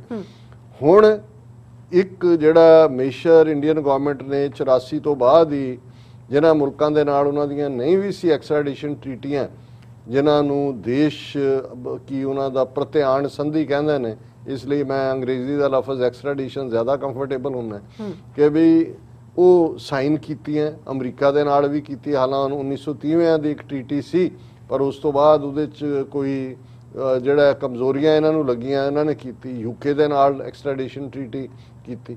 ਔਰ ਐਕਸਟ੍ਰੈਡੀਸ਼ਨ ਟ੍ਰੀਟੀ ਦੇ ਥੱਲੇ ਬਹੁਤ ਵਾਰ ਇਹ ਹੁੰਦਾ ਹੈ ਕਿ ਹਕੂਮਤ ਉਹਦੇ ਜੇ ਤਾਂ ਕੋਈ ਚਾਰਜ ਇਸ ਮੁਲਕ ਦੇ ਵਿੱਚ ਲੱਗਦਾ ਹੈ, ਜਦੋਂ ਵੀ ਕੋਈ FBI ਕਿਸੇ ਨੂੰ ਚਾਰਜ ਕਰਦੀ ਹੈ, ਤੇ ਇੱਥੇ ਕੋਰਟ ਆਫ ਲਾਅ ਦੇ ਵਿੱਚ ਤੁਹਾਨੂੰ ਪ੍ਰੂਫ ਕਰਨਾ ਪੈਂਦਾ ਹੈ, ਇਨਫ ਕ੍ਰੈਡੀਬਲ ਐਵੀਡੈਂਸ ਹੋਣੀ ਚਾਹੀਦੀ ਹੈ। ਤੁਸੀਂ ਮੁਖਬਰ ਇਸਤੇਮਾਲ ਨਹੀਂ ਕਰ ਸਕਦੇ, ਤੁਸੀਂ ਚੋਰੀ ਛਿਪੇ ਫੋਨ ਕਾਲਾਂ ਰਿਕਾਰਡ ਕੀਤੀਆਂ ਹੋਣ ਉਹ ਨਹੀਂ ਕਰ ਸਕਦੇ। ਸੋ ਉਹ ਮੱਚ ਹਾਰਡਰ ਹੁੰਦਾ ਹੈ ਕਿਸੇ ਨੂੰ ਕਨਵਿਕਟ ਕਰਨਾ। ਇਸੇ ਲਈ ਇੱਥੇ ਜਦੋਂ ਕੋਈ ਇਨਵੈਸਟੀਗੇਸ਼ਨ ਹੁੰਦੀਆਂ ਨੇ, ਸਟਿੰਗ ਆਪਰੇਸ਼ਨ ਹੁੰਦੇ ਨੇ, ਲੰਬਾ ਵਕਤ ਹੁੰਦਾ ਕਿਉਂਕਿ ਅਦਰਵਾਈਜ਼ ਬਰੀ ਹੋ ਜਾਂਦੇ ਨੇ। ਲੇਕਿਨ ਐਕਸਟ੍ਰੈਡੀਸ਼ਨ ਟ੍ਰੀਟੀ ਇੱਕ ਐਸਾ ਜਦੋਂ ਮੁਲਕਾਂ ਦੀ ਆਪਸ ਹੁੰਦੀ ਹੈ, ਉਹਦੇ 'ਚ ਕੋਈ ਇੱਥੇ ਟਰਾਇਲ ਨਹੀਂ ਚੱਲਦਾ, ਸਿਰਫ ਜਿਹੜਾ ਜੱਜ ਦੇ ਸਾਹਮਣੇ ਹੁੰਦਾ ਹੈ ਉਹਨੂੰ ਇੰਨਾ ਕੁ ਲੱਗਣਾ ਚਾਹੀਦਾ ਵੀ ਵਾਕਿਆ ਹੀ ਇਨਵੋਲਵਮੈਂਟ ਹੋ ਸਕਦੀ ਹੈ, ਕਿਉਂਕਿ ਉਹਨਾਂ ਨੇ ਉਹਨਾਂ ਬੰਦਿਆਂ ਨੂੰ ਉਸ ਮੁਲਕ 'ਚ ਭੇਜਣਾ ਹੁੰਦਾ ਜਿਨ੍ਹਾਂ ਨੇ ਕਿਹਾ ਹੁੰਦਾ ਕਿ ਜੀ ਇਹ ਮਰਡਰ ਕਰਕੇ ਆਇਆ ਜਾਂ ਇਹਨੇ ਆਹ ਕੀਤਾ ਉਹ ਕੀਤਾ। ਹੁਣ 3 ਉਹੀ ਸਿੱਖ ਨੌਜਵਾਨ ਜਿਨ੍ਹਾਂ ਬਾਰੇ ਆਲਰੇਡੀ ਜਿਹੜੀ ਹੈ ਬ੍ਰਿਟਨ ਦੀ ਜਿਹੜੀ ਇਨਵੈਸਟੀਗੇਟਿਵ ਏਜੰਸੀ ਸੀ ਉਹਨਾਂ ਨੂੰ ਕੋਈ ਐਵੀਡੈਂਸ ਨਹੀਂ ਸੀ ਮਿਲਿਆ, ਲੇਕਿਨ ਇੰਡੀਅਨ ਗਵਰਨਮੈਂਟ ਨੇ ਇੰਗਲੈਂਡ ਯੂਕੇ ਗਵਰਨਮੈਂਟ ਨੂੰ ਕਿਹਾ, ਔਰ ਇਹਦੇ ਪ੍ਰੀਤੀ ਪਟੇਲ ਦੇ ਚੱਲਦੇ ਆ ਉਹਨਾਂ ਦੀ ਐਕਸਟ੍ਰੈਡੀਸ਼ਨ ਆਲਮੋਸਟ ਸਰਟਨ ਬਣਾ ਦਿੱਤੀ ਗਈ ਸੀ। ਪਰ ਐਕਸਟ੍ਰੈਡੀਸ਼ਨ ਟ੍ਰੀਟੀ ਦੇ ਥੱਲੇ ਵੀ ਜਿਨ੍ਹਾਂ ਨੂੰ ਮੰਗਿਆ ਜਾਂਦਾ ਹੈ ਉਹਨਾਂ ਦਾ ਜਿਹੜਾ ਉਹ ਜੱਜ ਦੇ ਸਾਹਮਣੇ, ਜਾਂ ਜਿਵੇਂ ਯੂਕੇ ਦੇ ਵਿੱਚ ਇਸ ਦੇ ਲਈ ਕ੍ਰਾਈਮ ਪ੍ਰੋਸੀਕਿਊਸ਼ਨ ਸਰਵਿਸ ਹੈ, ਉਹਨਾਂ ਦਾ ਕੋਰਟ ਹੁੰਦਾ, ਉਹਨਾਂ ਨੇ ਦੇਖਣਾ ਹੁੰਦਾ ਕਿ ਮੁੱਢਲੀ ਕਿੰਨਾ ਕੁ ਹੈ। ਸੋ ਇਨਾ ਕਿ ਇੱਕ ਫੀਅਰ ਸਟ੍ਰਾਈਕ ਕੀਤਾ ਹੋਇਆ ਸੀ ਇੰਡੀਅਨ ਹਕੂਮਤ ਨੇ, ਔਰ ਜਿਸ ਕਿਸਮ ਦਾ ਇੱਕ ਪਾਸੜ ਰਵੱਈਆ ਬ੍ਰਿਟਿਸ਼ ਸਰਕਾਰ ਦਾ ਇਸ ਪ੍ਰੀਤੀ ਪਟੇਲ ਔਰ ਈਵਨ ਬੋਰਿਸ ਜੌਨਸਨ ਦੀ ਕਾਰਗੁਜ਼ਾਰੀ ਵੀ 15 ਅਗਸਤ ਨੂੰ ਚੱਲਿਆ ਸੀ, ਉੱਥੇ ਸਪੈਸ਼ਲ VIP ਬਣ, ਉਹ ਤਾਂ ਕਿਸਾਨਾਂ ਨੇ ਫਿਰ ਜ਼ਰਾ ਅੱਖਾਂ ਲਾਲ ਵੀ ਦਿਖਾਈਆਂ, ਤੇ ਨਾਲ ਦੀ ਨਾਲ ਕੋਵਿਡ ਹੀ UK 'ਚ ਇੰਨਾ ਮਾੜੀ ਹਾਲਤ 'ਚ ਹੋ ਗਿਆ, ਅਦਰਵਾਈਜ਼ ਇਹ ਉੱਥੇ 15 ਅਗਸਤ ਨੂੰ ਉੱਥੇ ਬੈਠਾ ਹੋਣਾ ਸੀ ਦਿੱਲੀ 'ਚ। ਸੋ ਇਹਨਾਂ ਦਾ ਜੋ ਝੁਕਾਅ ਸੀ ਉਹਨੂੰ ਦੇਖਦੇ ਆ ਜਿਹੜੇ ਬੜੇ ਜੈਨੂਇਨ ਉੱਥੇ ਸਿੱਖ ਨੇ, ਉਹਨਾਂ ਨੂੰ ਵੀ ਲੱਗਦਾ ਸੀ ਵੀ ਇੰਡੀਆ ਨੇ ਕੋਈ ਨਾ ਕੋਈ ਡੀਲ ਇਹਨਾਂ ਦੀ UK ਨੂੰ ਦਾ ਸੌਦਾ ਕਲੀਅਰ ਕਰ ਦਿੱਤਾ ਹੋਣਾ, ਔਰ ਇਹਨਾਂ ਨੇ ਇਹਨਾਂ ਨੂੰ ਭੇਜ ਦੇਣਾ। ਔਰ ਇਹ ਵੀ ਕੋਈ ਨਵੀਂ ਗੱਲ ਨਹੀਂ ਹੈ, ਸਬੂਤ ਨੇ ਕਿ 84 ਤੋਂ ਬਾਅਦ ਜਦੋਂ ਰਾਜੀਵ ਗਾਂਧੀ ਪ੍ਰਾਈਮ ਮਿਨਿਸਟਰ ਬਣਦਾ ਔਰ UK ਦੇ ਨਾਲ ਇੱਕ ਜਗੁਆਰ ਜਹਾਜ਼ਾਂ ਦੀ ਡੀਲ, ਜਿਹਨੂੰ ਉਹਨਾਂ ਦੇ ਆਪਣੇ ਐਕਸਪਰਟ ਜਿਹੜੇ ਨੇ 에ਅਰ ਫੋਰਸ ਦੇ ਔਰ ਦੂਸਰੇ ਰਿਜੈਕਟ ਕਰ ਚੁੱਕੇ ਸੀ, ਰਾਜੀਵ ਗਾਂਧੀ ਨੇ ਇਹਨਾਂ ਤੋਂ ਉਸ ਵੇਲੇ ਥੈਚਰ ਔਰ ਦੂਸਰਿਆਂ ਤੋਂ ਇਹ ਇਕਰਾਰ ਲੈ ਕੇ ਕਿ ਜੀ ਜੇ ਤੁਸੀਂ ਇਹਨਾਂ ਨੂੰ ਜਿਹੜਾ ਉਹ ਇਹਨਾਂ ਨੂੰ ਤੇ ਪੂਰਾ ਕਰਬ ਲਾ ਦਿਓ ਸਿੱਖਾਂ ਤੇ ਖਾਲਿਸਤਾਨ ਦੀ ਐਕਟੀਵਿਟੀ ਤੇ, ਅਸੀਂ ਤੁਹਾਡੇ 3rd ਰੇਟ ਜਹਾਜ਼ ਖਰੀਦਾਂਗੇ। ਉਹਨਾਂ ਨੇ ਖਰੀਦੇ ਵੀ, ਔਰ ਡੀਕਲਾਸੀਫਾਈਡ ਡਾਕੂਮੈਂਟਸ 'ਚੋਂ ਅਸੀਂ ਦੇਖਿਆ ਕਿ ਕਿਵੇਂ UK ਸਰਕਾਰ ਨੇ ਜੂਨ ਤੋਂ ਬਾਅਦ 84 ਤੋਂ ਬਾਅਦ ਨਵੰਬਰ ਮਹੀਨੇ ਗੁਰੂ ਨਾਨਕ ਸਾਹਿਬ ਦੇ ਪ੍ਰਕਾਸ਼ ਪੁਰਬ ਵਾਲਾ ਜਿਹੜਾ ਜਲੂਸ ਨਿਕਲਦਾ ਸੀ ਉਸ ਤੇ ਪਾਬੰਦੀ ਲਾ ਦਿੱਤੀ। ਸੋ ਇਹ ਜਿਹਨੂੰ ਨੈਪੋਲੀਅਨ ਨੇ ਕਿਹਾ ਸੀ UK ਨੂੰ ਕੰਟਰੀ ਆਫ ਸ਼ਾਪਕੀਪਰਸ, ਦੁਕਾਨਦਾਰਾਂ ਦਾ ਮੁਲਕ, ਇਹ ਕਰਦੇ ਨੇ ਇਸ ਕਿਸਮ ਦੀਆਂ ਹਰਕਤਾਂ। ਔਰ ਇਸ ਵਾਰ ਵੀ ਲੱਗਦਾ ਸੀ ਕਿ ਬੋਰਿਸ ਜੌਨਸਨ, ਪ੍ਰੀਤੀ ਪਟੇਲ ਔਰ ਜਿਸ ਕਿਸਮ ਦਾ ਇਹਨਾਂ ਦਾ ਰਵੱਈਆ ਇਹ ਕੋਈ ਨਾ ਕੋਈ ਜਿਹੜੀ ਹੈ ਇਹ ਡੀਲ ਉਹਨਾਂ ਤੋਂ ਲੈਣਗੇ, ਬਿਜ਼ਨਸ ਫਾਇਦਾ ਚੱਕਣਗੇ ਔਰ ਉਹਨਾਂ ਨੂੰ ਕਰਨਗੇ। ਪਰ ਅੱਜ ਜਿਹੜੀ ਮੈਂ ਜਦੋਂ ਡਾਇਸਪੋਰਾ ਸਿੱਖਾਂ ਦੀ ਤਾਕਤ ਦਾ ਮੈਂ ਦੱਸ ਰਿਹਾ ਕਿ ਭਾਈ ਕੈਨੇਡਾ 'ਚ ਇਹ ਸ਼ੋ ਹੈ, UK ਤੋਂ ਅੱਜ ਦੀ ਜਿਹੜੀ ਖਬਰ ਹੈ ਉਹਨੇ ਸਾਰੇ ਸਿੱਖ ਜਗਤ ਦੇ ਵਿੱਚ ਇੱਕ ਬਹੁਤ ਖੁਸ਼ੀ ਦੀ ਲਹਿਰ ਫੈਲਾਈ ਹੈ। ਔਰ ਅਸੀਂ ਵੀ ਅਕਾਲ ਪੁਰਖ ਦੇ ਵੀ ਅਸੀਂ ਸ਼ੁਕਰਗੁਜ਼ਾਰ ਹਾਂ ਕਿ ਅੱਜ ਜਿਹੜਾ ਉਹਨਾਂ ਦਾ ਵੈਸਟ ਮਿਡਲੈਂਡ ਦਾ ਜਿਹੜਾ ਕੋਰਟ ਹੈ ਉਹਨਾਂ ਨੇ ਉਸ ਸਰਕਾਰ ਦੀ ਇਸ ਲਾਈਨ ਨੂੰ ਠੁਕਰਾ ਦਿੱਤਾ ਹੈ, ਔਰ ਇਹ ਖਬਰ ਕਿ ਭਾਈ ਇਹ ਡ੍ਰੌਪ ਕਰ ਦਿੱਤਾ ਗਿਆ ਹੈ ਉਹਨਾਂ ਦੀ ਕ੍ਰਾਈਮ ਪ੍ਰੋਸੀਕਿਊਸ਼ਨ ਸਰਵਿਸ ਵੱਲੋਂ। extradition proceedings against 3 West Midland Sikh activists dropped in UK। और even ਜਿਉਂ ਹੀ ਇਹ ਫੈਸਲਾ ਸੁਣਾਇਆ ਜਾ ਰਿਹਾ ਸੀ ਵੈਸਟ ਮਿਨਿਸਟਰ ਮੈਜਿਸਟ੍ਰੇਟ ਕੋਰਟ ਦੇ ਬਾਹਰ ਹਜ਼ਾਰਾਂ ਦੀ ਗਿਣਤੀ 'ਚ ਸਿੱਖ ਸੰਗਤਾਂ ਇਕੱਠੀਆਂ ਹੋਈਆਂ ਸੀ, ਔਰ ਜਿਉਂ ਹੀ ਇਹ ਫੈਸਲਾ ਆਇਆ ਫਿਰ ਸਾਰੀ ਫਜ਼ਾ ਜਿਹੜੀ ਹੈ ਉਹ ਬੋਲੇ ਸੋ ਨਿਹਾਲ ਸਤਿ ਸ੍ਰੀ ਅਕਾਲ ਦੇ ਜੈਕਾਰਿਆਂ ਦੇ ਨਾਲ ਗੂੰਜ ਉੱਠੀ। ਔਰ ਇਹਦੇ ਵਿੱਚ ਕੋਈ ਸ਼ੱਕ ਨਹੀਂ ਹੈ ਕਿ ਇਹ 3 ਉਦੋਂ ਨੌਜਵਾਨ ਸਨ, ਹੁਣ ਤਾਂ ਮਿਡਲ ਏਜ ਤੱਕ ਪਹੁੰਚ ਗਏ ਨੇ, ਕਿ 2005 ਤੋਂ 2008 ਤੱਕ ਵੌਇਸਿਸ ਫਾਰ ਫਰੀडम ਆਰਗੇਨਾਈਜੇਸ਼ਨ ਦਾ ਇੱਕ ਪ੍ਰੋਜੈਕਟ ਸੀ ਕਿ ਜਿਹੜੇ ਹਜ਼ਾਰਾਂ ਸਿੱਖ ਨੌਜਵਾਨ ਝੂਠੇ ਪੁਲਿਸ ਮੁਕਾਬਲਿਆਂ 'ਚ ਪੰਜਾਬ ਦੇ ਵਿੱਚ ਮਾਰੇ ਗਏ ਨੇ ਉਹਨਾਂ ਦਾ ਡੇਟਾ ਕਲੈਕਟ ਕਰਨਾ। ਔਰ ਇਸ ਪ੍ਰੋਜੈਕਟ ਨੂੰ ਵੌਇਸਿਸ ਫਾਰ ਫਰੀडम ਨੇ ਲੀਡ ਕੀਤਾ, ਹੋਰ ਵੀ ਹਿਊਮਨ ਰਾਈਟਸ ਆਰਗੇਨਾਈਜੇਸ਼ਨਸ ਉਸ ਦਾ ਹਿੱਸਾ ਸੀ, ਔਰ ਉਸ ਬੜੇ ਮਿਹਨਤ ਨਾਲ ਤਿਆਰ ਕੀਤੇ ਗਏ ਜਾਂ ਕੱਢੇ ਗਏ ਡੇਟੇ ਤੇ ਬੇਸਡ 2 ਵੋਲੀਅਮ ਦੀ ਕਿਤਾਬ ਜਿਹੜੀ ਕਿ ਇੱਥੇ ਯੂਨਾਈਟਿਡ ਨੇਸ਼ਨਸ ਚਰਚ ਸੈਂਟਰ ਦੇ ਵਿੱਚ ਰਿਲੀਜ਼ ਕੀਤੀ ਗਈ, ਸਮੋਲਡਰਿੰਗ ਐਂਬਰਸ, ਔਰ ਇਹ ਧੁਖਦੇ ਸਿਵੇ। ਔਰ ਇਹ ਨੌਜਵਾਨ ਉਸ ਪੀਰੀਅਡ ਦੇ ਵਿੱਚ ਇਸ ਪ੍ਰੋਜੈਕਟ ਦੇ ਲਈ ਕੰਮ ਕਰਨ ਪੰਜਾਬ ਗਏ ਹੋਏ ਸੀ, ਜਿਸ ਨੂੰ ਉਹਨਾਂ ਦੀਆਂ ਏਜੰਸੀਆਂ ਨੇ, ਇੰਡੀਅਨ ਏਜੰਸੀਆਂ ਨੇ ਜਿਹੜਾ ਉਹਦੇ ਨਾਲ ਜੋੜ ਕੇ ਰੋਲਣ ਦੇ ਨਾਲ ਉਹਨਾਂ ਨੂੰ ਫਾੜਨ ਦੀ ਕੋਸ਼ਿਸ਼ ਕੀਤੀ। ਸੋ ਅਸੀਂ ਜਿੱਥੇ UK ਦੀਆਂ ਸਿੱਖ ਸੰਗਤਾਂ ਨੂੰ ਮੁਬਾਰਕਬਾਦ ਦਿੰਦੇ ਔਰ ਇਹ ਜਿਹੜਾ ਇੱਕ ਸੋਲ ਜਿਹੜਾ ਇਸ ਸਾਰੇ ਦੇ ਉੱਤੇ ਸਪੋਕਸਪਰਸਨ ਦੇ ਤੌਰ ਤੇ ਸਿੱਖ ਹਿਊਮਨ ਰਾਈਟਸ ਗਰੁੱਪ ਕੰਮ ਕਰ ਰਿਹਾ ਸੀ, ਉਹਨਾਂ ਨੇ ਇਹ ਪ੍ਰੂਵ ਕੀਤਾ ਕਿ ਭਾਈ ਇਹ ਕਿਵੇਂ ਫੈਬਰੀਕੇਟਿਡ ਐਕਸਟ੍ਰੈਡੀਸ਼ਨ ਕੇਸ ਹੈ।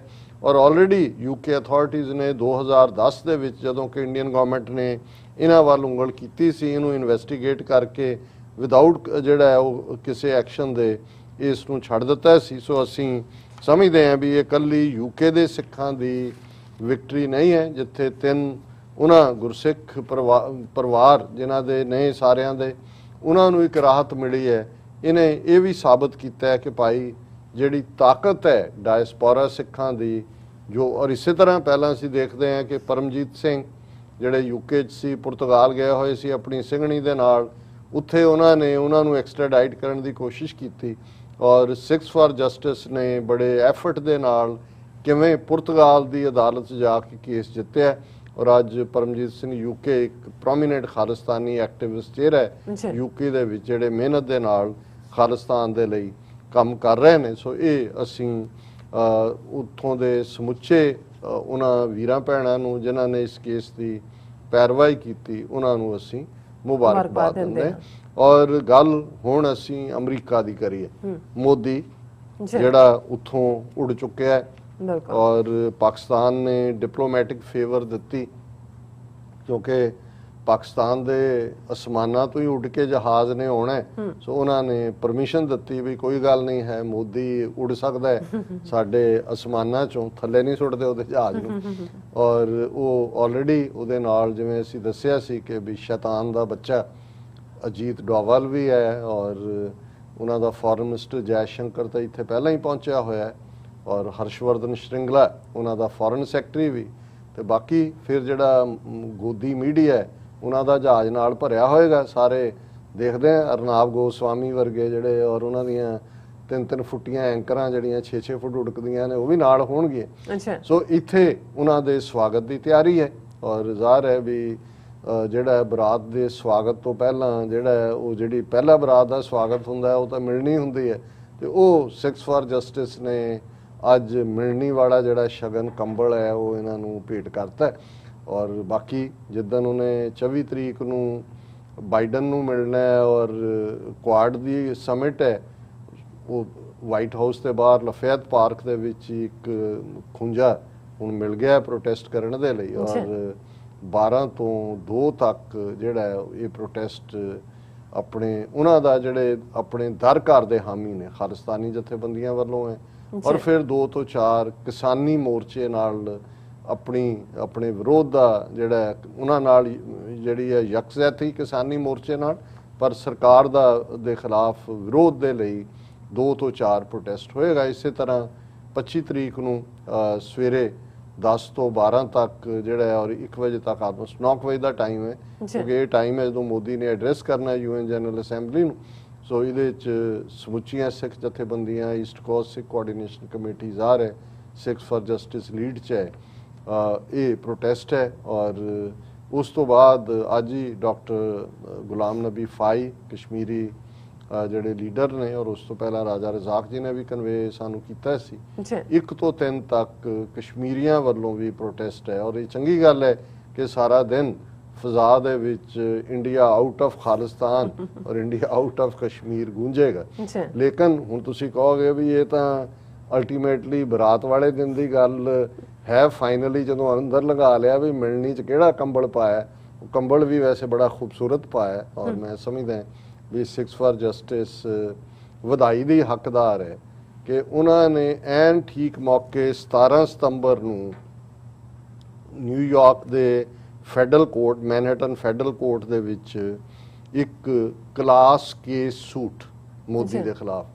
ਕਲਾਸ ਕੇਸ ਇੱਕ ਹੁੰਦਾ ਜੇ ਕਿਸੇ ਦੀ ਕੋਈ ਇੰਡੀਵਿਜੂਅਲ ਗ੍ਰੀਵੈਂਸ ਹੋਏ, ਕਿਸੇ ਦਾ ਇੰਡੀਵਿਜੂਅਲ ਹਰਜਾਨਾ ਜਾਂ ਉਹ ਹਰਟ ਹੋਏ ਉਹ ਕਰਦਾ। ਕਲਾਸ ਕੇਸ ਹੁੰਦਾ ਜਿਹਦੇ 'ਚ ਟੂਗੈਦਰਨੈਸ, ਜਿਵੇਂ ਅਮਰੀਕਾ ਦੇ ਵਿੱਚ ਜਦੋਂ ਬ੍ਰੈਸਟ ਟ੍ਰਾਂਸਪਲਾਂਟ ਜਿਹੜਾ ਉਸ ਦੀਆਂ ਕੰਪਲੀਕੇਸ਼ਨਸ ਹੋਈਆਂ ਤੇ ਵੱਡਾ ਕਲਾਸ ਕੇਸ ਸੂਟ ਫਾਈਲ ਹੋਇਆ ਕਿ ਜਿਨ੍ਹਾਂ ਦੇ ਉਸ ਹੋਈਆਂ ਸੀ ਟ੍ਰਾਂਸਪਲਾਂਟ, ਉਹਨਾਂ ਨੂੰ ਹਰਜਾਨਾ ਮਿਲਿਆ ਕਿ ਭਾਈ ਆਹ ਉਹਦੇ ਸਾਈਡ ਇਫੈਕਟ। ਇਸੇ ਤਰ੍ਹਾਂ ਅਮਰੀਕਨ ਹਿਸਟਰੀ ਦਾ ਵੱਡਾ class case suit against tobacco companies ਕਿ ਵੀ ਇਹਨਾਂ ਕੋਲ ਜਾਣਕਾਰੀ ਸੀ ਕਿ ਤੰਬਾਕੂ ਕਿਵੇਂ ਲੰਗ ਕੈਂਸਰ ਕਰਦਾ ਹੈ, ਕਿਵੇਂ ਹੋਰ ਕੰਪਲੀਕੇਸ਼ਨਸ ਕਰਦਾ ਹੈ, ਪਰ ਇਹਨਾਂ ਨੇ ਹਮੇਸ਼ਾ ਲੁਕਾ ਕੇ ਰੱਖਿਆ। ਉਹ ਬਿਲੀਅਨਸ ਆਫ ਡਾਲਰਸ ਦਾ ਜਿਹੜਾ ਹੈ ਕਿ ਭਾਈ ਤੁਸੀਂ ਲੋਕਾਂ ਦੇ ਉੱਤੇ ਜੋ ਇਸ ਦੇ ਨਾਲ ਕੈਂਸਰ ਦਾ ਸ਼ਿਕਾਰ ਹੋਏ, ਦੂਸਰੀਆਂ ਲੰਗ ਦੀਆਂ ਬਿਮਾਰੀਆਂ ਦਾ ਹੋਏ, ਲੰਗਸ ਦੀਆਂ, ਔਰ ਉਹਨਾਂ ਦਾ ਡੈਮੇਜ ਸੁਸਾਇਟੀ ਨੂੰ ਟੈਕਸ ਪੇਅਰ ਮਨੀ, ਔਰ ਦੂਜਾ ਉਹ ਮਲਟੀ ਬਿਲੀਅਨ ਡਾਲਰ ਜਿਹੜਾ ਹੈ ਉਹ ਟੋਬੈਕੋ ਕੰਪਨੀਆਂ ਦੇ ਖਿਲਾਫ ਇਹਨੂੰ ਕਲਾਸ ਕੇਸ ਕਹਿੰਦੇ ਨੇ ਜਿਹਦੇ 'ਚ ਬਹੁਤ ਸਾਰੇ ਪ੍ਰਭਾਵਿਤ ਹੋਣ। ਹੁਣ ਸਿਕਸ ਫਾਰ ਜਸਟਿਸ ਨੇ ਕਿਸਾਨ ਮੋਰਚੇ ਦੇ ਚੱਲਦੇ ਆ ਜੋ ਤਸ਼ੱਦਦ ਕਿਸਾਨਾਂ ਤੇ ਕੀਤਾ, ਜਿਹਦੇ ਨਾਲ ਕਿਸਾਨਾਂ ਦੀਆਂ ਮੌਤਾਂ ਵੀ ਹੋਈਆਂ, ਡੈਥਸ ਨੇ, ਉਸ ਨੂੰ ਆਧਾਰ ਬਣਾ ਕੇ ਕਲਾਸ ਕੇਸ ਸੂਟ ਫਾਈਲ ਕੀਤਾ ਔਰ ਕਲਾਸ ਕੇਸ 'ਚ ਉਹਨਾਂ ਨੇ ਇਹ ਕਿਹਾ ਕਿ ਇਹ ਜਿਹੜਾ ਸਾਰਾ ਮੋਦੀ ਦੀਆਂ ਨੀਤੀਆਂ ਔਰ ਜ਼ਬਰ ਦੀ ਵਜ੍ਹਾ ਕਰਕੇ ਸੈਂਕੜਿਆਂ ਕਿਸਾਨ ਉਹਨਾਂ ਦੀ ਡੈਥ ਹੋਈ ਹੈ ਔਰ ਕਿੰਨੇ ਹੀ ਅੱਗੋਂ ਜ਼ਖਮੀ ਹੋਏ ਨੇ। ਔਰ ਉਹਨਾਂ ਨੇ ਜਿਹੜਾ ਕਲਾਸ ਕੇਸ ਸੂਟ 'ਚ ਮੁਆਵਜ਼ੇ ਦੀ ਵੀ ਮੰਗ ਵੀ ਕੀਤੀ ਹੈ ਕਿ ਜਿਹੜਾ ਮਾਰਿਆ ਗਿਆ ਹਰ ਕਿਸਾਨ ਹੈ ਉਹਨੂੰ $1 ਮਿਲੀਅਨ ਦਾ ਹਰਜਾਨਾ ਦੇ ਮੋਦੀ ਸਰਕਾਰ, ਔਰ ਜਿਹੜੇ ਜ਼ਖਮੀ ਨੇ ਉਹਨਾਂ ਨੂੰ $1 ਲੱਖ ਦਾ ਹਰਜਾਨਾ ਦਿੱਤਾ ਜਾਏ। ਔਰ ਇਹ ਸਾਰੇ ਦੇ ਉੱਤੇ ਇਹ ਜਦੋਂ ਅਮਰੀਕਨ ਅਦਾਲਤ ਦੇ ਸਾਹਮਣੇ ਪੇਸ਼ ਹੁੰਦਾ ਔਰ ਦਰਸ਼ਕ ਦੇਖ ਸਕਦੇ ਨੇ ਸਕਰੀਨ ਦੇ ਉੱਤੇ, ਅਸੀਂ ਓਰੀਜਨਲੀ ਇਹ ਨਿਊਯਾਰਕ ਸਾਊਦਰਨ ਡਿਸਟ੍ਰਿਕਟ ਕੋਰਟ ਦੇ ਵਿੱਚ ਜੱਜ ਹੈ ਜੌਨ ਪੀ ਕਰੋਨਨ, ਉਸ ਦੇ ਕੇਸ 'ਚ ਹੈ, ਕੇਸ ਨੰਬਰ ਵੀ ਹੈ CV 07790। ਔਰ ਇਹ ਜਿਹੜਾ ਉਹਦੇ ਉੱਤੇ ਜਿਹੜਾ ਐਗਰੀਕਲਚਰ ਬੇਸ ਦੇ ਉੱਤੇ ਜਿਹੜਾ ਇਸ ਨੂੰ ਕੀਤਾ ਗਿਆ ਔਰ 17 ਸਤੰਬਰ ਨੂੰ ਇਹ ਫਾਈਲ ਕੀਤੀ ਜਾਂਦੀ ਹੈ। ਔਰ ਇਹ ਇੰਡੀਵਿਜੂਅਲੀ ਨਰਿੰਦਰ ਮੋਦੀ ਨੂੰ ਟਾਰਗੇਟ ਕੀਤਾ ਗਿਆ ਕਿ ਭਾਈ ਉਹਨੇ ਜਿਹੜਾ ਇਹ ਕੀਤਾ ਹੈ। ਔਰ ਮੈਜਿਸਟ੍ਰੇਟ ਜੱਜ ਕੈਥਰੀਨ H ਪਾਰਕਰ ਉੱਪਰ ਜਿਹੜੀ ਹੈ ਸਾਊਦਰਨ ਡਿਸਟ੍ਰਿਕਟ ਕੋਰਟ ਜੱਜ ਦਾ ਮੈਂਸ਼ਨ ਹੈ, ਮੈਜਿਸਟ੍ਰੇਟ ਜੱਜ ਕੈਥਰੀਨ ਪਾਰਕਰ ਜਿਹੜੀ ਹੈ ਉਹਨੂੰ ਡੈਜ਼ਿਗਨੇਟ ਕੀਤਾ ਗਿਆ, ਸੈਕਸ਼ਨਸ ਦਿੱਤੇ ਹੋਏ ਨੇ ਕਿਹਦੇ ਥੱਲੇ। ਔਰ ਉਹਦੇ 'ਚ ਉਹਨਾਂ ਨੇ ਕਿਹਾ ਕਿ ਵੀ ਉਹਨਾਂ ਨੇ ਨੋਟੀਫਾਈ ਕੀਤਾ ਕਿ they may consent to proceed before a United States magistrate ਜੱਜ, parties who wish to consent may access the necessary form at the following link, ਥੱਲੇ ਲਿੰਕ ਹੈ ਉਹਦੇ 'ਚ ਪੂਰਾ ਫਿਰ ਕੇਸ ਦੀ ਡੀਟੇਲ ਹੈ ਕਿ ਭਾਈ ਕੀ ਹੈਗਾ। ਹੁਣ ਇਸ ਤੇ ਬੇਸਡ ਅਦਾਲਤ ਨੇ, ਇਸ ਫੈਡਰਲ ਕੋਰਟ ਨੇ ਨਰਿੰਦਰ ਮੋਦੀ ਦੇ ਨਾਂ ਸੰਮਣ ਜਾਰੀ ਕੀਤੇ ਨੇ। ਹੁਣ ਉੱਥੇ ਕਿਸੇ ਦੇ ਸੰਮਣ ਜਾਰੀ ਹੋ ਜਾਣ ਤੇ ਉਹ ਲੁਕਦਾ ਫਿਰਦਾ ਹੁੰਦਾ ਹੈ ਕਿ ਵੀ ਮੈਂ ਸੰਮਣ ਨਹੀਂ ਲੈਣੇ। ਹੁਣ ਕੋਰਟ ਦਾ ਕੰਮ, ਕੋਰਟ ਨੇ ਆਪਣਾ ਕੰਮ ਕਰ ਦਿੱਤਾ ਹੈ ਕਿ ਮੋਦੀ ਜਿਹੜਾ ਹੈ ਉਹ ਪੇਸ਼ ਹੋਏ ਔਰ ਇਹਨਾਂ ਸੰਮਣ ਦੇ ਵਿੱਚ 21 ਦਿਨ ਦਾ ਟਾਈਮ ਦਿੱਤਾ ਗਿਆ। ਹੁਣ ਅੱਗੋਂ ਜਿਨ੍ਹਾਂ ਹੋਰ ਏਜੰਸੀਜ਼ ਹੁੰਦੀਆਂ ਨੇ ਜਿਨ੍ਹਾਂ ਨੇ ਸੰਮਨ ਡਿਲੀਵਰ ਕਰਨੇ ਨੇ ਇਨ ਪਰਸਨ, ਕਿਉਂਕਿ ਮੋਦੀ ਜਿਹੜਾ ਅਮਰੀਕਾ ਦੀ ਸੋਇਲ ਤੇ ਹੋਏਗਾ ਭਾਵੇਂ 3-4 ਦਿਨ ਲਈ ਹੈ, ਜੇ ਉਹ ਕਾਮਯਾਬ ਹੋ ਜਾਂਦੇ ਨੇ ਡਿਲੀਵਰ ਕਰਨ 'ਚ, ਹਾਲਾਂਕਿ ਇਸ ਗੱਲ ਦੀਆਂ ਪੋਸੀਬਿਲਿਟੀਜ਼ ਕਿੰਨੀਆਂ ਕੁ ਨੇ ਕਿਉਂਕਿ ਜਿਸ ਕਿਸਮ ਦੀ ਸਿਕਿਉਰਿਟੀ ਰਿੰਗ, ਉਸ ਤੋਂ ਪਹਿਲਾਂ ਹੀ ਉੱਥੇ ਉਹਨਾਂ ਦੀ ਫੋਰਨ ਮਿਨਿਸਟਰੀ ਨੇ ਰੌਲਾ ਪਾ ਦਿੱਤਾ ਸੀ ਦਿੱਲੀ 'ਚ ਕਿ ਮੋਦੀ ਦੀ ਜਾਨ ਨੂੰ ਖਤਰਾ ਹੈ, ਉਹ ਕੀ ਹੁੰਦਾ ਕੀ ਨਹੀਂ।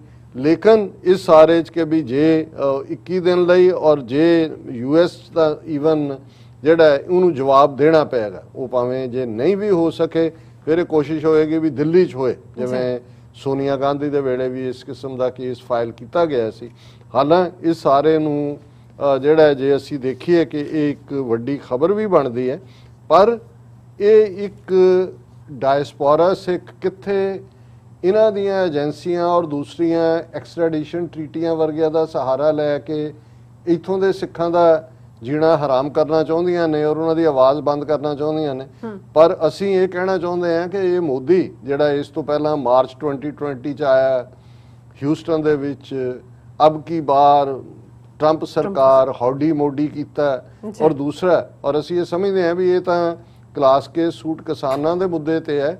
ਆਉਣ ਵਾਲੇ ਪੀਰੀਅਡ 'ਚ ਅਮਰੀਕਨ ਫੈਡਰਲ ਲਾਅ ਜਿਹੜਾ ਇਲੈਕਸ਼ਨਸ ਦੇ ਮੁੱਦੇ ਦੇ ਉੱਤੇ ਹੈ, ਉਹਦੇ ਅਗੇਂਸਟ ਵੀ ਇਹਨਾਂ ਨੂੰ ਤੁਰਨਾ ਚਾਹੀਦਾ ਹੈ ਕਿ ਬਈ ਇਹ ਅਮਰੀਕਨ ਸਿਸਟਮ ਦੇ ਵਿੱਚ ਆ ਕੇ ਇਹ ਅਮਰੀਕਾ ਦੇ ਅੰਦਰੂਨੀ ਮਾਮਲਿਆਂ 'ਚ ਇੰਟਰਫੀਅਰੈਂਸ, ਬਾਹਰਲਾ ਇੱਕ ਆ ਕੇ ਕਹੇ ਕਿ ਜੀ ਜਿਹੜਾ ਹੁਣ ਜੇ ਬਾਹਰਲਾ ਕੋਈ ਖਾਲਿਸਤਾਨ ਦੇ ਮੁੱਦੇ ਤੇ ਬਿਆਨ ਦਿੰਦਾ ਹੈ ਕੋਈ ਕਾਂਗਰਸਮੈਨ ਜਾਂ ਕਸ਼ਮੀਰ ਦੇ ਮੁੱਦੇ ਤੇ, ਉੱਥੇ ਤੋਂ ਕਹਿੰਦੇ ਨੇ ਜੀ ਇਹ ਅੰਦਰੂਨੀ ਮਾਮਲਾ ਹੈ ਸਾਡੇ ਇੰਟਰਫੀਅਰ ਨਾ ਕਰੋ, ਤੇ ਇੱਥੇ ਆ ਕੇ ਰੌਲਾ ਪਾਉਂਦਾ ਰਿਹਾ ਕਿ ਵੀ ਇਹ ਅਬ ਕੀ ਬਾਰ ਟਰੰਪ ਸਰਕਾਰ।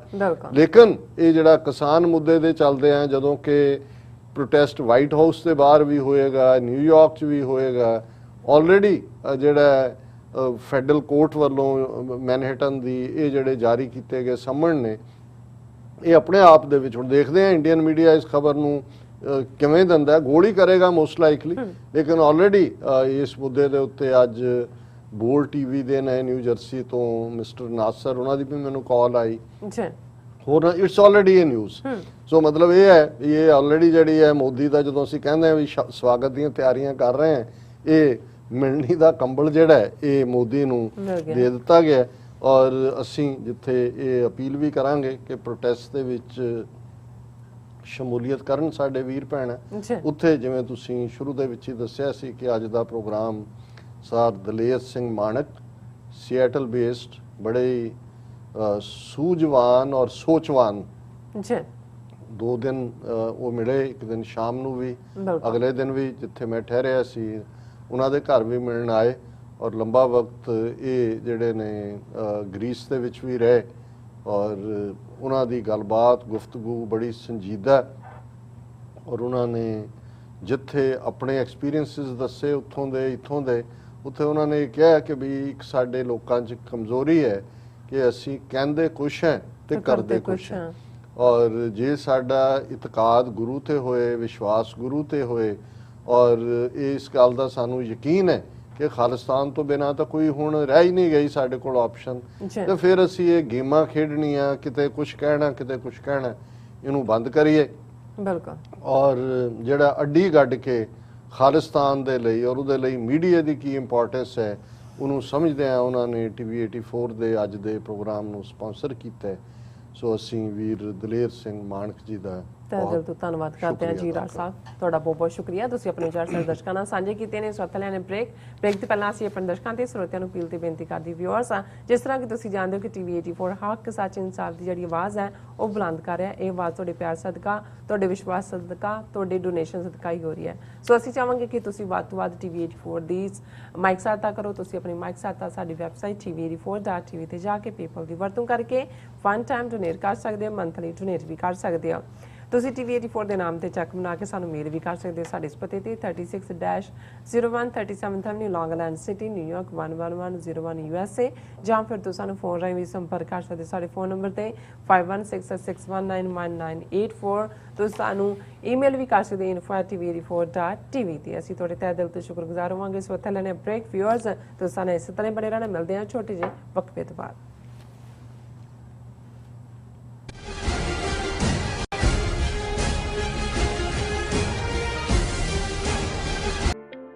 ਸਿਗਨੇਚਰ ਟਰੱਕ ਸਰਵਿਸ ਰਾਊਟ 81 ਉੱਤੇ ਐਗਜ਼ਿਟ 235 ਤੇ ਟਰੱਕਰ ਵੀਰਾਂ ਲਈ 24 ਘੰਟੇ ਰੋਡ ਸਰਵਿਸ ਦੀ ਸੁਵਿਧਾ ਮੌਜੂਦ। Heavy duty repair, oil change, ਪੁਰਾਣੇ ਅਤੇ ਨਵੇਂ tyre, computer diagnostic, DPF cleaning, brake service ਜਾਂ ਰਸਤੇ ਵਿੱਚ ਆਈ ਹਰ ਤਰ੍ਹਾਂ ਦੀ ਰਿਪੇਅਰ ਪ੍ਰੋਫੈਸ਼ਨਲ ਟੀਮ ਵੱਲੋਂ ਕੀਤੀ ਜਾਂਦੀ ਹੈ। ਬ੍ਰੇਕਫਾਸਟ, ਲੰਚ ਅਤੇ ਡਿਨਰ ਲਈ ਪੰਜਾਬੀ ਢਾਬੇ ਦਾ ਆਨੰਦ ਵੀ ਮਾਣੋ। ਡਰਾਈਵਰ ਅਤੇ ਟਰੱਕ ਆਪਰੇਟਰ ਵੀਰ ਡਿਸਪੈਚ ਦੀ ਸਰਵਿਸ ਲਈ ਸਾਡੇ ਨਾਲ ਸੰਪਰਕ ਕਰਨ। Signature truck Service 58 triangle drive, wares cave, Virginia 24486। Punjab independence referendum ਦੀਆਂ ਵੋਟਾਂ 31 ਅਕਤੂਬਰ ਨੂੰ ਲੰਡਨ ਤੋਂ ਪੈਣੀਆਂ ਸ਼ੁਰੂ ਹੋਣਗੀਆਂ। UK 'ਚ ਵਸਦੇ ਸਿੱਖਾਂ ਨੂੰ ਬੇਨਤੀ ਹੈ ਕਿ ਵੋਟਾਂ ਪਾਉਣ ਲਈ ਵਹੀਰਾਂ ਘੱਤ ਕੇ 31 ਅਕਤੂਬਰ ਨੂੰ ਲੰਡਨ ਪਹੁੰਚੋ। ਪੋਲਿੰਗ ਬੂਥਾਂ ਦੀਆਂ ਲੋਕੇਸ਼ਨ ਅਤੇ ਹੋਰ ਸ਼ਹਿਰਾਂ ਵਿੱਚ ਵੋਟਾਂ ਦੀਆਂ ਤਰੀਕਾਂ ਜਾਣਨ ਲਈ ਕਾਲ ਕਰ ਸਕਦੇ ਹੋ 07538089986 ਜਾਂ ਲੌਗਇਨ ਕਰ ਸਕਦੇ ਹੋ london4khalistan.uk london4khalistan.uk। ਕੀ ਤੁਹਾਨੂੰ 30, 40 ਜਾਂ 50 ਦਿਨ ਵੇਟ ਕਰਨੀ ਪੈ ਰਹੀ ਹੈ ਤੁਹਾਡੇ ਚੈੱਕ ਲਈ? ਫਿਰ ਬ੍ਰੋਕਰਾਂ ਪਿੱਛੇ ਭੱਜਦੇ ਫਿਰਦੇ ਹੋ ਪੈਸੇ ਲਈ। ਬਹੁਤ ਜ਼ਿਆਦਾ ਟਾਈਮ ਵੇਸਟ ਹੋ ਜਾਂਦਾ ਇੱਦਾਂ ਤਾਂ। ਜੇ ਤੁਸੀਂ ਅੱਜ ਹੀ ਪੈਸੇ ਲੈਣੇ ਤਾਂ ਬੌਬਟੇਲ ਨੂੰ ਕਾਲ ਕਰੋ। ਬੌਬਟੇਲ ਤੁਹਾਡੀਆਂ ਇਨਵੌਇਸਿਸ ਸੇਮ ਡੇ ਫੰਡ ਕਰ ਸਕਦੇ ਹਨ for a small fee, no contract, no reserve and no hidden fees। ਅੱਜ ਹੀ ਕਾਲ ਕਰੋ ਬੌਬਟੇਲ ਨੂੰ ਤੇ ਤੁਹਾਡਾ ਪਹਿਲਾ ਮਹੀਨਾ ਫ੍ਰੀ। 410 204 2084। ਅਗੇਨ 410 204 2084।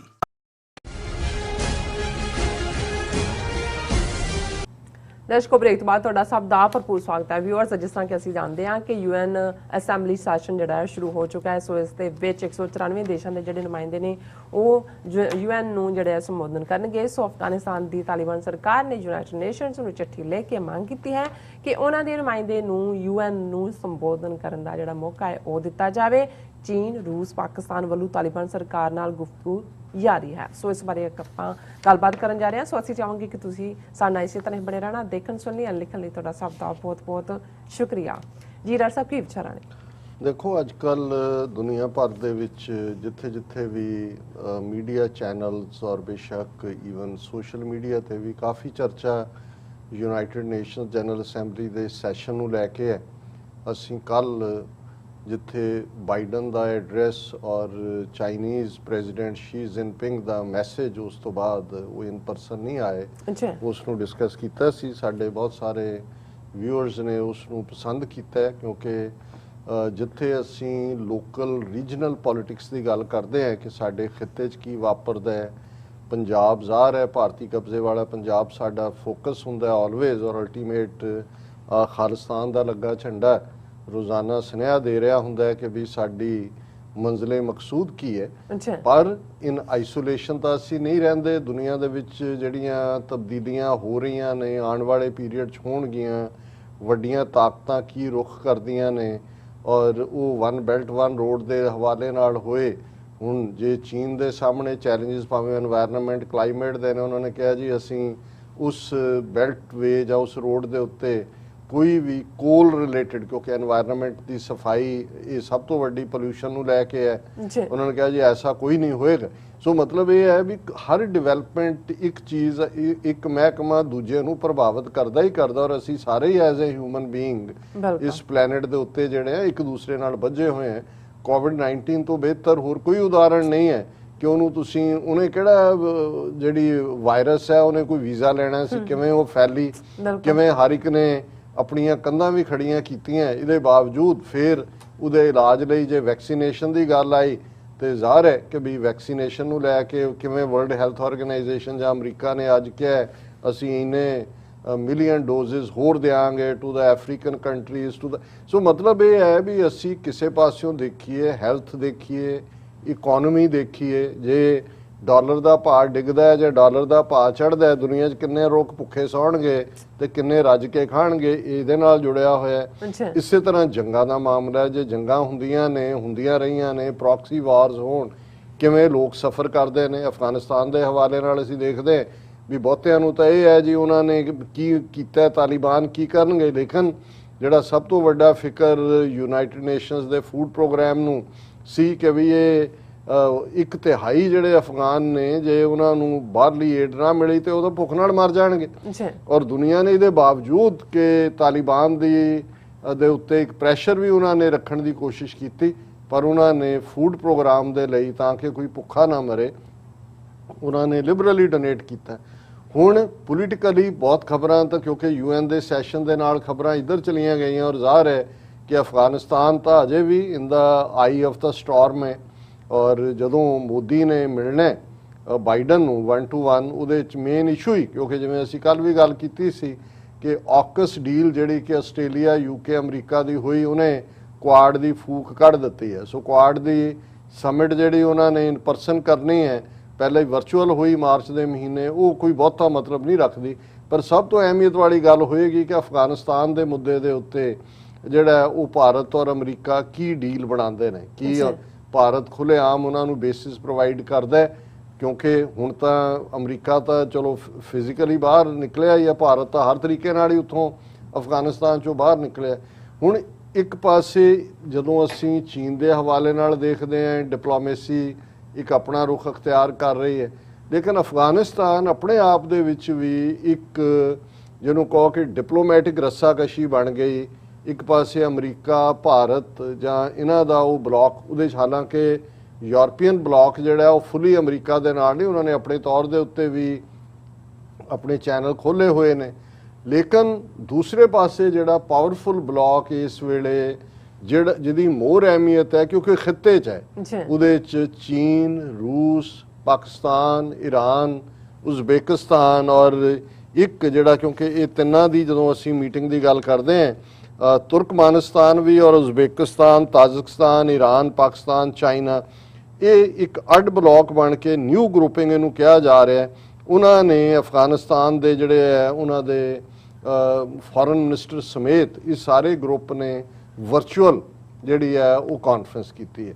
ਸੋ ਜ਼ਾਹਰ ਹੈ ਕਿ ਅਜੇ ਤੱਕ ਭਾਵੇਂ ਤਾਲਿਬਾਨ ਨੂੰ ਕਿਸੇ ਮੁਲਕ ਨੇ ਇਨਕਲੂਡਿੰਗ ਪਾਕਿਸਤਾਨ ਆਫੀਸ਼ੀਅਲੀ ਰੈਕਗਨਾਈਜ਼ ਨਹੀਂ ਕੀਤਾ, ਪਰ ਇਹ ਬਲਾਕ ਜਿਹੜਾ ਹੈ ਨਿਊ ਗਰੁੱਪਿੰਗ ਜਿਹਨੂੰ ਕਿਹਾ ਜਾ ਰਿਹਾ ਹੈ, China, Pakistan, Iran, Tajikistan, Turkmenistan, Uzbekistan, ਇਹਨਾਂ ਦੇ ਫੋਰਨ ਮਿਨਿਸਟਰਸ ਦੀ ਮੀਟ। ਸੋ ਆਲਰੇਡੀ ਰੈਕਗਨੀਸ਼ਨ ਤਾਂ ਹੋ ਰਹੀ ਹੈ। ਹੁਣ ਇਸ ਸਾਰੇ ਦੇ ਵਿੱਚ ਔਰ ਇੱਕ ਪਾਸੇ ਇਸਲਾਮਿਕ ਸਟੇਟ ਜਿਹਨੂੰ ਮੈਨੂੰ ਕੋਈ ਸ਼ੱਕ ਨਹੀਂ ਹੈ ਕਿ ਇਹ ਇੰਡੀਆ ਅੱਜ ਵੀ ਜੇ ਇਨ ਟੱਚ ਹੈ, ਔਰ ਅਸੀਂ ਇੱਕ ਸੈਗਮੈਂਟ ਦੇ ਵਿੱਚ ਗੱਲ ਕਰਾਂਗੇ ਕਿ ਕਿਵੇਂ ਇਹਨਾਂ ਦੀ ਆਪਣੀ ਅਖਬਾਰ ਇੰਡੀਆ ਟੁਡੇ ਨੇ ਦਿੱਤਾ ਹੈ ਕਿ ਕਾਬਲ 에ਅਰਪੋਰਟ ਦੇ ਉੱਤੇ ਜਿਹੜਾ ਅਟੈਕ ਹੋਇਆ ਬਿਲਕੁਲ ਜਦੋਂ ਅਮਰੀਕਾ ਉੱਥੋਂ ਨਿਕਲ ਰਿਹਾ ਸੀ 200 ਦੇ ਕਰੀਬ ਬੰਦੇ ਮਾਰੇ ਗਏ, 13 ਉਹਨਾਂ 'ਚ ਮੈਰੀਨ ਸੀ।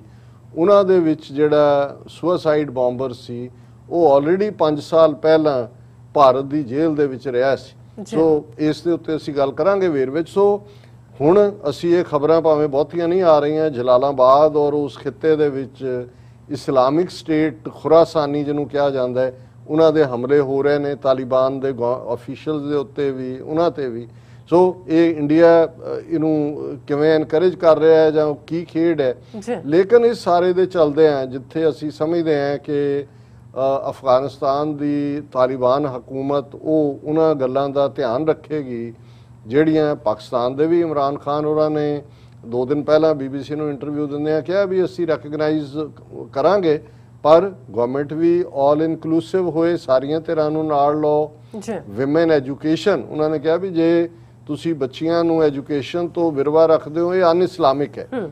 ਸੋ ਇਹ ਨਹੀਂ ਹੈ ਕਿ ਵੀ ਇਹ ਸਿਰਫ ਵੈਸਟਰਨ ਕੰਟਰੀਜ਼ ਦਾ ਹੀ ਕਹਿਣਾ ਹੈ, ਉਹਨਾਂ ਦਾ ਵੀ ਇੱਕ ਦਬਾਅ ਹੈ।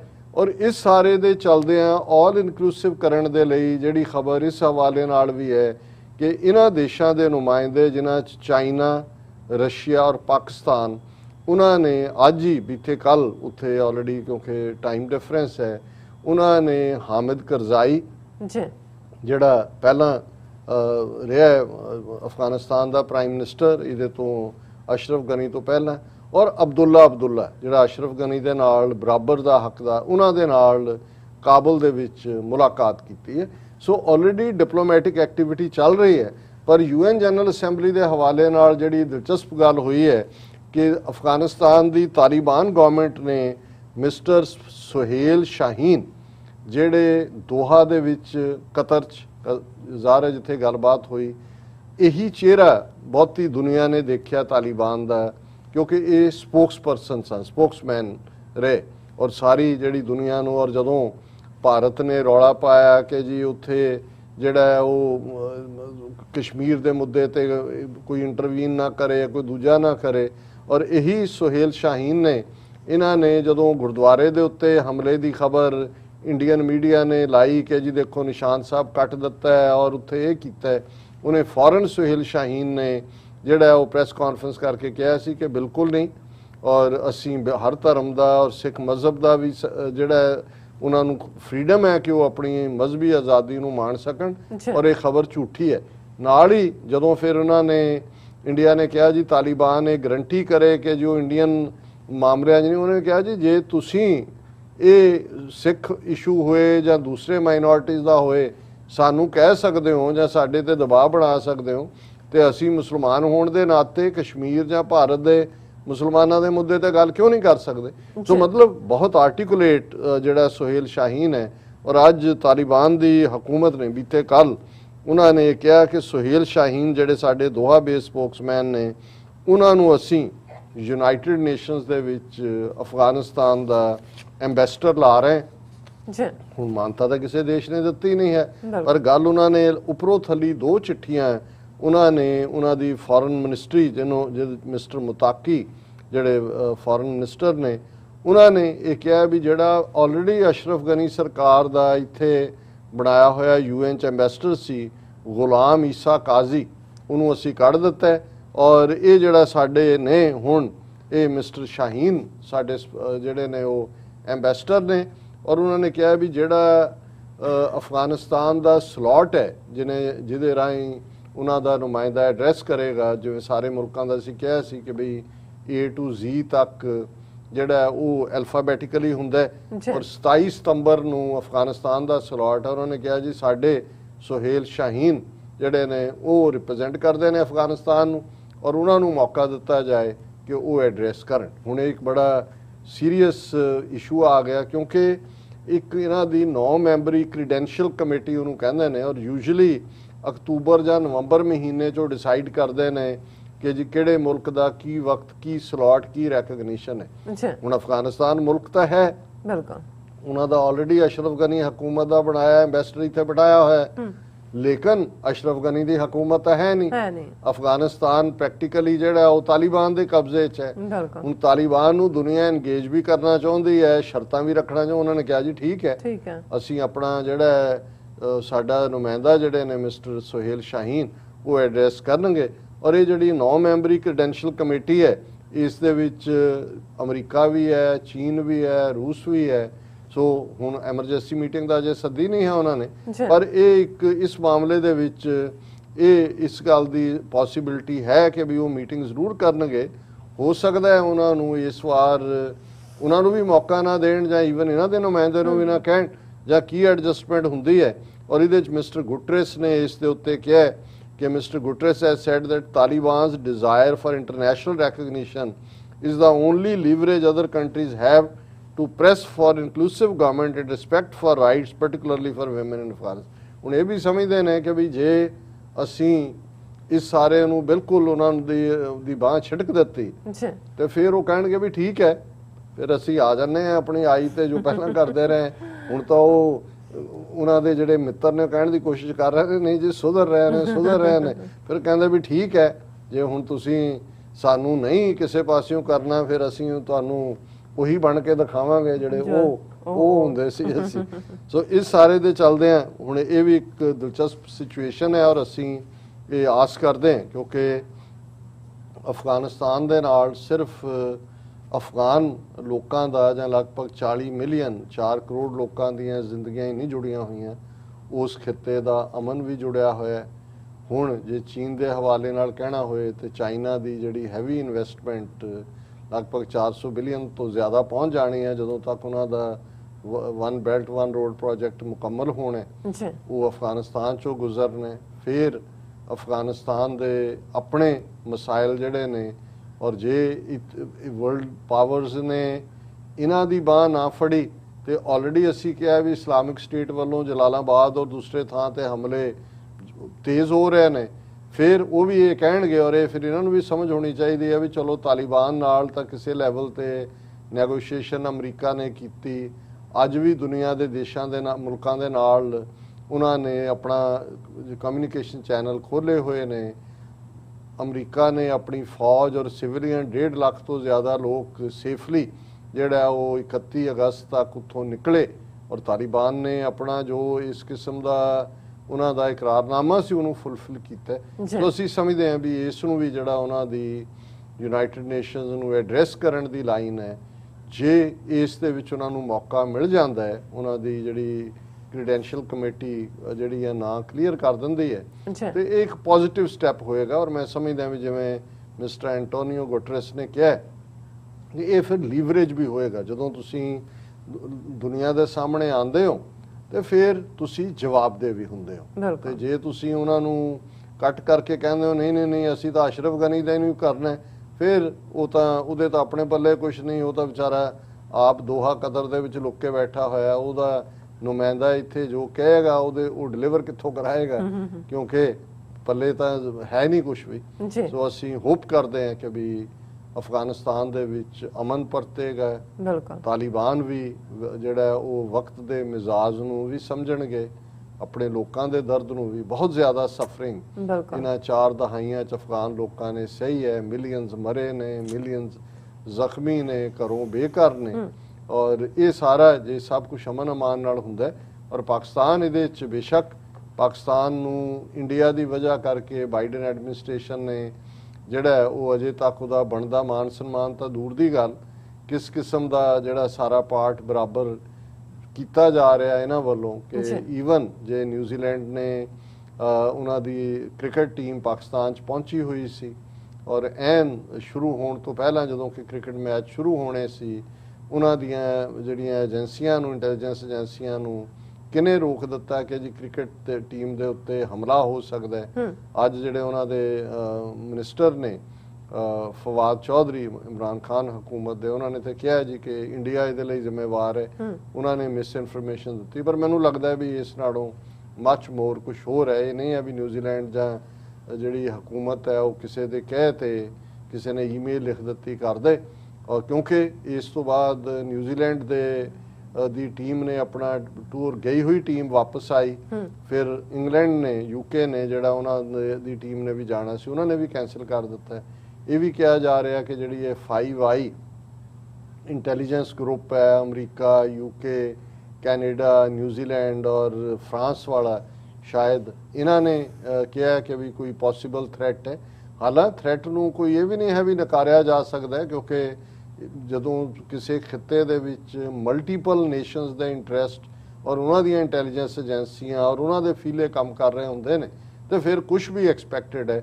ਪਰ ਪਾਕਿਸਤਾਨ ਨੂੰ ਇਹਦੇ ਨਾਲ ਇੱਕ ਸੈਟਬੈਕ ਵੀ ਲੱਗਾ ਔਰ ਅਸੀਂ ਸਮਝਦੇ ਹਾਂ ਵੀ ਜੇ ਅਫਗਾਨਿਸਤਾਨ ਨੂੰ ਵਾਪਸ ਜਿਹੜਾ ਇੱਕ ਅਮਨ ਵਾਲੀ ਹਾਲਤ 'ਚ ਪਰਤਾਉਣ ਦੇ ਲਈ ਇਹ ਵੈਸਟਰਨ ਪਾਵਰਸ ਨੇ ਔਰ ਅਮਰੀਕਾ ਨੇ ਖਾਸ ਤੌਰ 'ਤੇ ਉਸ ਕਿਸਮ ਦੀ ਸਟਬਰਨੈਸ ਦਿਖਾਈ ਜਿਹੜੀ ਅੱਜ ਕੱਲ੍ਹ ਦਿਖਾ ਰਹੇ ਨੇ, ਫਿਰ ਬਹੁਤ ਨੁਕਸਾਨ ਹੋਏਗਾ ਔਰ ਇਹਦੇ ਤੋਂ ਫਿਰ ਕੋਈ ਵੀ ਉਸ ਨੁਕਸਾਨ ਤੋਂ ਬਚਾ ਨਹੀਂ ਸਕਦਾ। ਜੀ ਡਾਕਟਰ ਸਾਹਿਬ ਤੁਹਾਡਾ ਬਹੁਤ ਬਹੁਤ ਸ਼ੁਕਰੀਆ। ਸੋ ਲੈਣੇ ਬ੍ਰੇਕ ਵਿਊਅਰਸ ਤੋਂ ਸਾਨੂੰ ਇਸੇ ਤਰ੍ਹਾਂ ਜੁੜੇ ਰਹਿਣਾ। ਮਿਲਦੇ ਹਾਂ ਛੋਟੇ ਜਿਹੇ ਬ੍ਰੇਕ ਤੋਂ ਬਾਅਦ।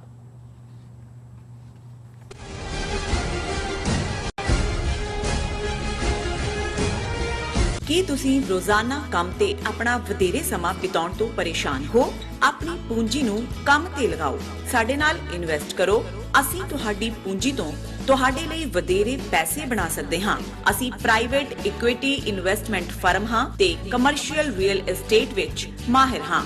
Property management, leasing, asset management, commercial real estate investment ਵਿੱਚ ਸਾਰੀਆਂ ਸੇਵਾਵਾਂ ਲਈ ਅਮਰੀਕਾ ਭਰ ਵਿੱਚੋਂ ਤੁਸੀਂ ਸਾਡੇ ਤੱਕ ਪਹੁੰਚ ਕਰ ਸਕਦੇ ਹੋ। ਆਜ਼ਾਦ ਕਮਰਸ਼ੀਅਲ ਰੀਅਲਟੀ ਸਰਵਿਸਿਜ਼ ਤੇ Azad family trust, 701 North Post Oak Road, suite number 204, Houston, Texas. ਤੁਸੀਂ ਸਾਨੂੰ ਸਾਡੇ ਫੋਨ ਨੰਬਰ 7136861277 ਤੇ ਵੀ ਸੰਪਰਕ ਕਰ ਸਕਦੇ ਹੋ। Azad commercial realty services.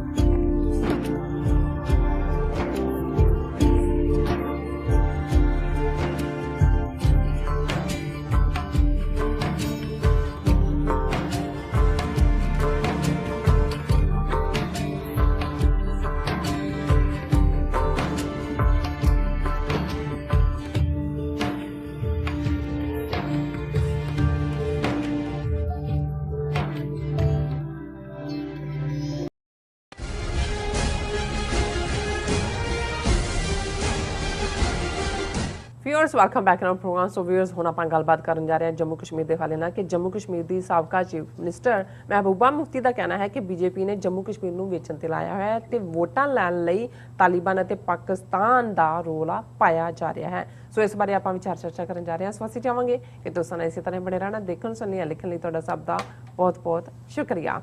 ਜੀ ਡਾਕਟਰ ਸਾਹਿਬ ਕੀ ਵਿਚਾਰਾਂ ਨੇ ਇਸ ਮੁੱਦੇ ਬਾਰੇ? ਦੇਖੋ, ਅਸੀਂ ਪਿਛਲੇ ਲਗਭਗ 3 ਦਹਾਕਿਆਂ ਤੋਂ ਹੀ ਜਦੋਂ ਤੋਂ ਅਸੀਂ ਐਜ਼ ਏ ਖਾਲਿਸਤਾਨੀ ਐਕਟਿਵਿਸਟ ਆਪਣਾ ਫੁੱਲ ਟਾਈਮ ਸਫ਼ਰ ਇਸ ਪਾਸੇ ਸ਼ੁਰੂ ਕੀਤਾ ਜੀ। ਕਸ਼ਮੀਰ ਸਾਡੇ ਲਈ ਬਰਾਬਰ ਦਾ ਅਜ਼ੀਜ਼ ਰਿਹਾ ਔਰ ਅਸੀਂ ਇਹ ਵੀ ਮਹਿਸੂਸ ਕਰਦੇ ਹਾਂ ਕਿ ਵੀ ਜਿੱਥੇ ਸਾਡੀ ਕਸ਼ਮੀਰ ਦੇ ਨਾਲ ਸਾਂਝ ਉਸ ਖਿੱਤੇ ਦੀ ਔਰ ਉਸ ਸਾਰੇ ਪਾਰਟ ਨਾਲ ਜੁੜੀ ਹੋਈ ਹੈ। ਬਹੁਤ ਸਾਰੀ ਕਹਾਣੀ ਬਿਟਰੇਲ ਦੀ, ਜਿਵੇਂ ਕਸ਼ਮੀਰੀਆਂ ਨੇ ਸ਼ੇਖ ਅਬਦੁੱਲੇ ਤੇ ਟਰਸਟ ਕੀਤਾ ਔਰ ਅਲਟੀਮੇਟਲੀ ਅੱਜ ਉਹ ਬਿਟਰੇਡ ਮਹਿਸੂਸ ਕਰਦੇ ਨੇ। ਇਸੇ ਤਰ੍ਹਾਂ ਸਿੱਖਾਂ ਨੇ ਔਰ ਸਿੱਖਾਂ ਦੇ ਲੀਡਰ ਮਾਸਟਰ ਤਾਰਾ ਸਿੰਘ ਨੇ ਨਹਿਰੂ ਗਾਂਧੀ ਤੇ ਟਰਸਟ ਕੀਤਾ, ਉਹ ਵੀ ਪਿਛਲੇ 75 ਸਾਲਾਂ ਤੋਂ ਬਿਟਰੇਡ ਹੀ ਨਹੀਂ ਪਰਸੀਕਿਊਟਡ ਨੇ, ਜਿਵੇਂ ਕਸ਼ਮੀਰੀ ਪਰਸੀਕਿਊਟਡ ਨੇ। ਸੋ ਦੁਸ਼ਮਣ ਤਾਂ ਉਹੀ ਦਿੱਲੀ ਸਟੇਟ ਹੈ ਔਰ ਇਹ ਵੀ ਅਹਿਮੀਅਤ ਵਾਲੀ ਗੱਲ ਹੈ ਕਿ 2 ਮਾਈਨੋਰਿਟੀਜ਼ ਜਿਹੜੀਆਂ ਭਾਰਤ ਦੇ ਵਿੱਚ ਸਿਰਫ 2 ਸੂਬਿਆਂ 'ਚ ਮੈਜੋਰਿਟੀ 'ਚ ਨੇ, ਮੁਸਲਮਾਨ ਜੰਮੂ ਕਸ਼ਮੀਰ 'ਚ ਨੇ ਔਰ ਸਿੱਖ ਪੰਜਾਬ 'ਚ ਨੇ, ਉਹਨਾਂ ਨੂੰ ਕਿਹਨਾਂ ਹਾਲਾਤਾਂ 'ਚੋਂ ਗੁਜ਼ਰਨਾ ਪਿਆ, ਗੁਜ਼ਾਰਿਆ ਜਾ ਰਿਹਾ ਹੈ। ਔਰ ਜਦੋਂ ਅਸੀਂ 5 ਅਗਸਤ 2019 ਦੇ ਹਵਾਲੇ ਨਾਲ ਗੱਲ ਕਰਦੇ ਹਾਂ ਕਿ ਕਿਵੇਂ ਆਈਨੀ ਗੁੰਡਾਗਰਦੀ ਕਰਦੇ ਹਾਂ, ਜੰਮੂ ਕਸ਼ਮੀਰ ਦਾ ਸਟੇਟ ਦੇ ਤੌਰ ਤੇ ਵਜੂਦ ਖਤਮ ਕਰ ਦਿੱਤਾ ਗਿਆ, ਆਰਟੀਕਲ 370 ਜਾਂ 35A ਤਾਂ ਖਤਮ ਕੀਤੇ ਗਏ ਔਰ ਉਸ ਤੋਂ ਬਾਅਦ ਲਗਾਤਾਰਤਾ ਨਾਲ ਇਹਨਾਂ ਸਾਰੇ 2 ਵਰ੍ਹਿਆਂ ਤੋਂ ਜ਼ਿਆਦਾ ਦਾ ਵਕਤ ਜਿਹੜਾ ਹੈ ਕਸ਼ਮੀਰ ਨੂੰ ਇੱਕ ਖੁੱਲੀ ਜੇਲ੍ਹ ਦੇ ਵਿੱਚ ਕਨਵਰਟ ਕੀਤਾ ਹੋਇਆ। ਲਗਾਤਾਰਤਾ ਦੇ ਨਾਲ ਉੱਥੇ ਜ਼ੁਲਮ ਬਰਾਬਰ ਜਾਰੀ ਹੈ। ਰੋਜ਼ਾਨਾ ਕੋਈ ਨਾ ਕੋਈ ਖਬਰ ਇਸ ਹਵਾਲੇ ਨਾਲ ਹੁੰਦੀ ਹੈ ਕਿ ਜਿਹਦੇ ਤੋਂ ਇਹ ਲੱਗ ਰਿਹਾ ਹੈ ਕਿ ਵੀ ਉਹਨਾਂ ਨੇ ਸਾਰਾ ਹੀ ਜਿਹੜਾ ਉੱਥੇ ਬਰਬਾਦ ਕਰਕੇ ਨਿਕਲਣਾ ਹੈ। ਉਸ ਨੂੰ ਡੈਮੋਗ੍ਰਾਫਿਕ ਚੇਂਜ ਵੀ ਕਰ ਰਹੇ ਨੇ, ਡੋਮਿਸਾਈਲ ਵੀ ਦਿੱਤੇ ਗਏ ਨੇ, ਜਿਹੜੀ ਜ਼ਮੀਨਾਂ ਤੇ ਵੀ ਕਬਜ਼ੇ ਕੀਤੇ ਗਏ ਜਾ ਰਹੇ ਨੇ। ਇਹ ਵੀ ਕਿਹਾ ਜਾ ਰਿਹਾ ਜੀ ਜਿਹੜੇ ਕਸ਼ਮੀਰੀ ਪੰਡਤ ਗਏ ਅਸੀਂ ਉਹਨਾਂ ਦੀਆਂ ਦੇ ਘਰ ਉਹਨਾਂ ਨੂੰ ਰੀਸਟੋਰ ਕਰ ਦਿੱਤੇ ਨੇ।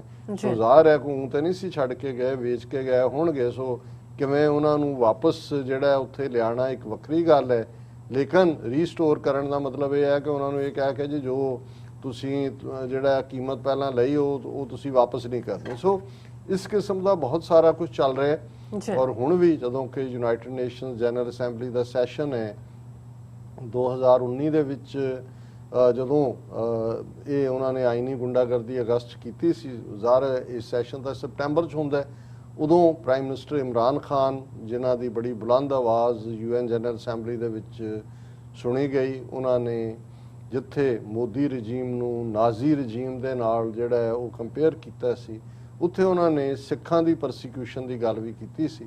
ਔਰ ਦੋ ਹੋਰ ਬੁਲੰਦ ਆਵਾਜ਼ਾਂ, ਕਿਉਂਕਿ ਅਰਬ ਮੁਲਕਾਂ ਨੇ ਜਾਂ OIC ਵਾਲਿਆਂ ਦੀ ਤਾਂ ਉਦੋਂ ਜਿਹੜਾ ਬਿਲਕੁਲ ਉਹ ਤਾਂ ਤਾਜ਼ਾ ਕੁਝ ਸਮਾਂ ਪਹਿਲਾਂ ਹੀ ਮੋਦੀ ਨੂੰ UAE ਨੇ ਔਰ ਸਾਊਦੀ ਅਰੇਬੀਆ ਨੇ ਜਿਹੜਾ ਵੱਡਾ ਆਪਣੇ ਸਿਵਲ ਅਵਾਰਡ ਦਿੱਤੇ ਹੋਏ ਸੀ ਕਿ ਬਹੁਤ ਵੱਡੇ ਉਹਨੂੰ ਲੀਡਰ ਬਣਾਇਆ ਹੋਇਆ ਸੀ। ਤਾਂ ਉਹਨਾਂ ਦੀ ਆਵਾਜ਼ ਤਾਂ ਨਹੀਂ ਸੀ, ਲੇਕਿਨ ਟਰਕੀ ਔਰ ਮਲੇਸ਼ੀਆ, ਅਸੀਂ ਭਾਵੇਂ ਮਲੇਸ਼ੀਆ ਕਹਿੰਦੇ ਹਾਂ ਪਰ ਮੈਂ ਕਈ ਵਾਰੀ ਸੁਣਦਾ ਵੀ ਸ਼ਾਇਦ ਮਲੇਸ਼ੀਆ ਜ਼ਿਆਦਾ ਕਰੈਕਟ ਵਰਡ ਹੋਏ, ਕਿਉਂਕਿ ਉਸ ਤੋਂ ਪਹਿਲਾਂ ਜਿਹੜਾ ਮੁਲਕ ਸੀ ਜਿਹਨੂੰ ਮਲਾਇਆ ਕਿਹਾ ਜਾਂਦਾ ਸੀ, ਸੋ ਮਲਾਇਆ ਦੇ ਵਿੱਚ ਇਹ ਹੁਣ ਦਾ ਮਲੇਸ਼ੀਆ ਔਰ ਸਿੰਗਾਪੁਰ ਇਹ ਸ਼ਾਮਲ ਸੀ। ਸੋ ਉਹਨਾਂ ਦੇ ਮਲੇਸ਼ੀਆ ਦੇ ਜਿਹੜੇ ਚੀਫ, ਹੁਣ ਤਾਂ ਉਹਨਾਂ ਦੇ ਬਾਅਦ 'ਚ ਉਹਨਾਂ ਨੇ ਜਿਹੜਾ ਉਹਨਾਂ ਦੀ ਟਰਮ ਖਤਮ ਹੋ ਗਈ ਸੀ ਨਵੀਆਂ ਇਲੈਕਸ਼ਨਾਂ ਤੋਂ ਬਾਅਦ, ਉਹ ਨਹੀਂ ਬਣੇ, ਮਹਾਤਰ, ਔਰ ਟਰਕੀ ਦੇ ਮਿਸਟਰ ਅਰਡੋਗਨ।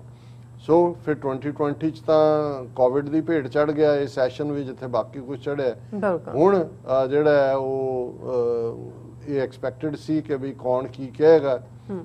ਇਮਰਾਨ ਖਾਨ ਹੋਰਾਂ ਦਾ ਜਿਹੜਾ ਰਿਕਾਰਡਡ ਮੈਸੇਜ ਹੈ ਉਹ ਤਾਂ ਜਿਵੇਂ ਇਹ ਦੱਸਿਆ ਗਿਆ ਕਿ ਵੀ ਉਹ 24 ਤਰੀਕ ਨੂੰ UN ਦੇ ਵਿੱਚ ਆਏਗਾ ਕਿ ਉਹਨਾਂ ਨੇ ਕੀ ਕਹਿਣਾ।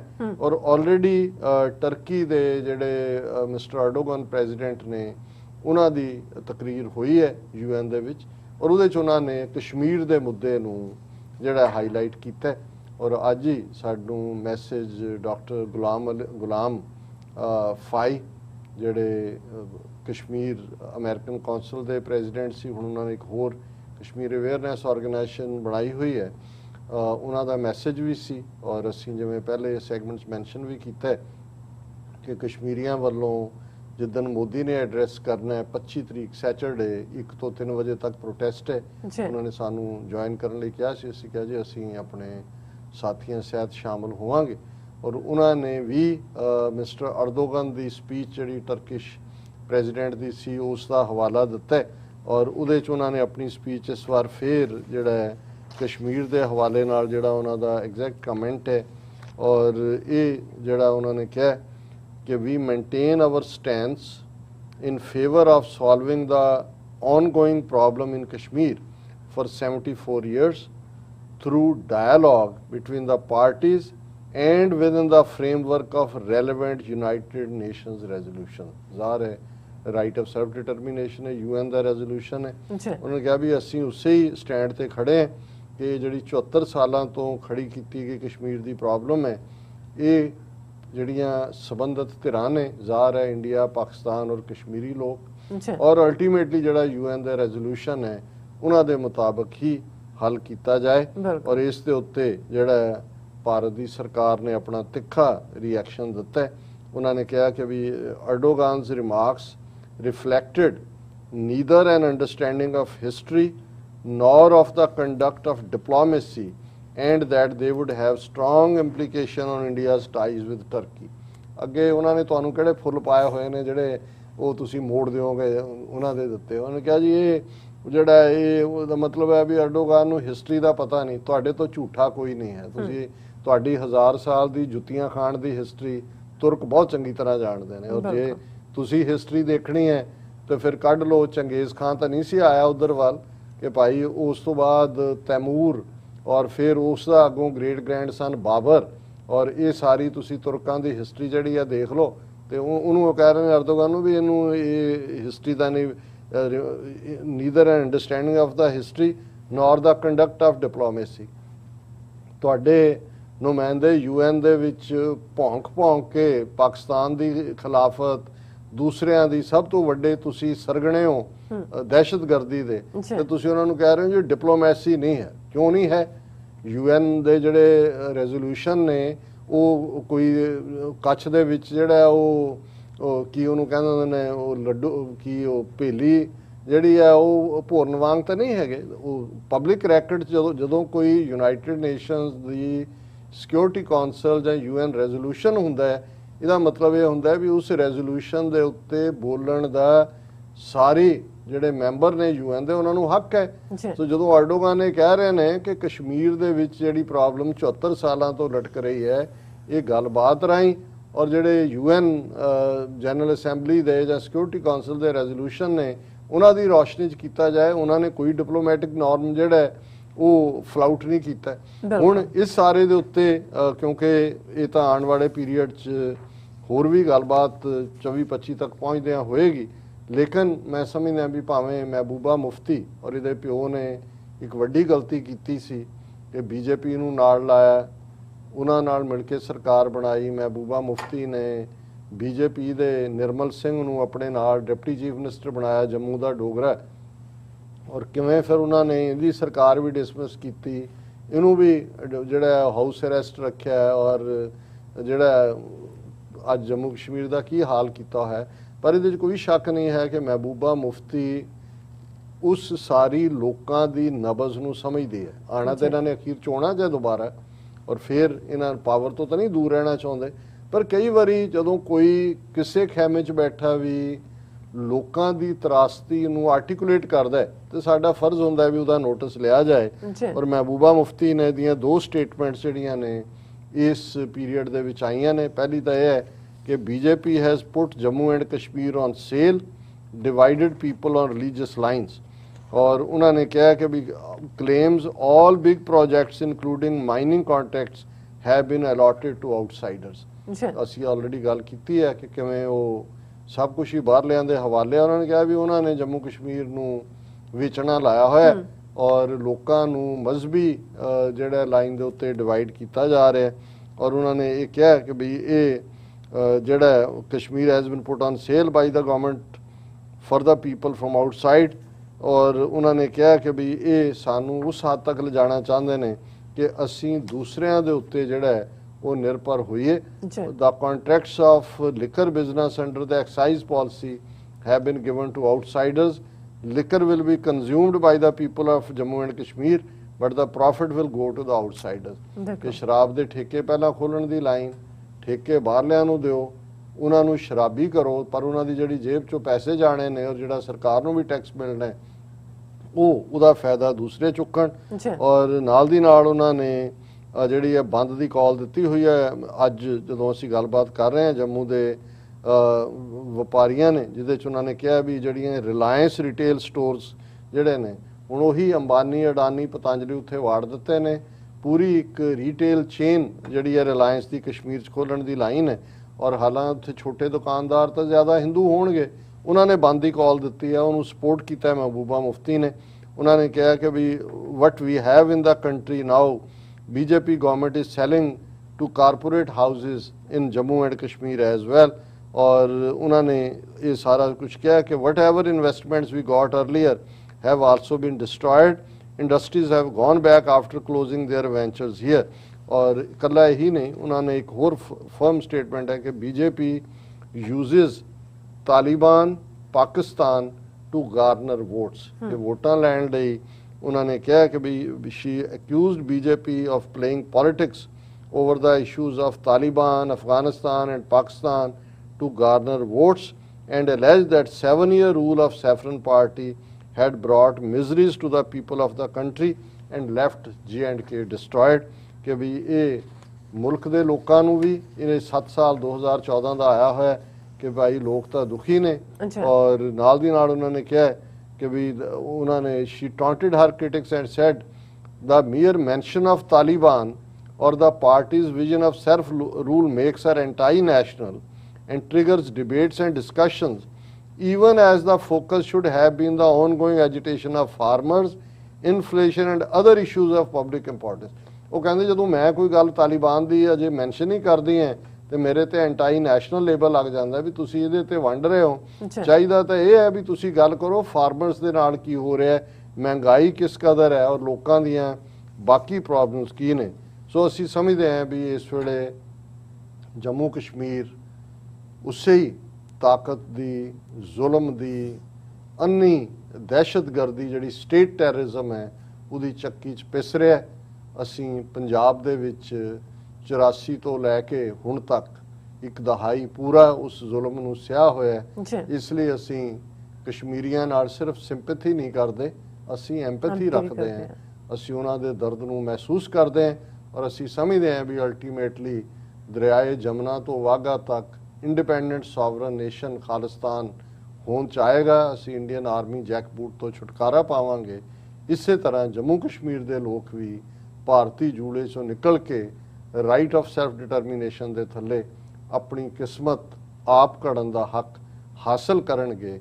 ਇਸ ਬਾਰੇ ਕਿਸੇ ਨੂੰ ਕੋਈ ਸ਼ੱਕ ਸ਼ੁਬਾ ਨਹੀਂ ਹੋਣਾ। ਜੀ ਰਾਜ ਸਾਹਿਬ ਤੁਹਾਡਾ ਬਹੁਤ ਬਹੁਤ ਸ਼ੁਕਰੀਆ। ਸੋ ਇੱਥੇ ਲੈਣੇ ਬ੍ਰੇਕ। ਵਿਊਅਰਸ ਤੁਸੀਂ ਕਿਤੇ ਨਹੀਂ ਜਾਣਾ, ਮਿਲਦੇ ਹਾਂ after this short break.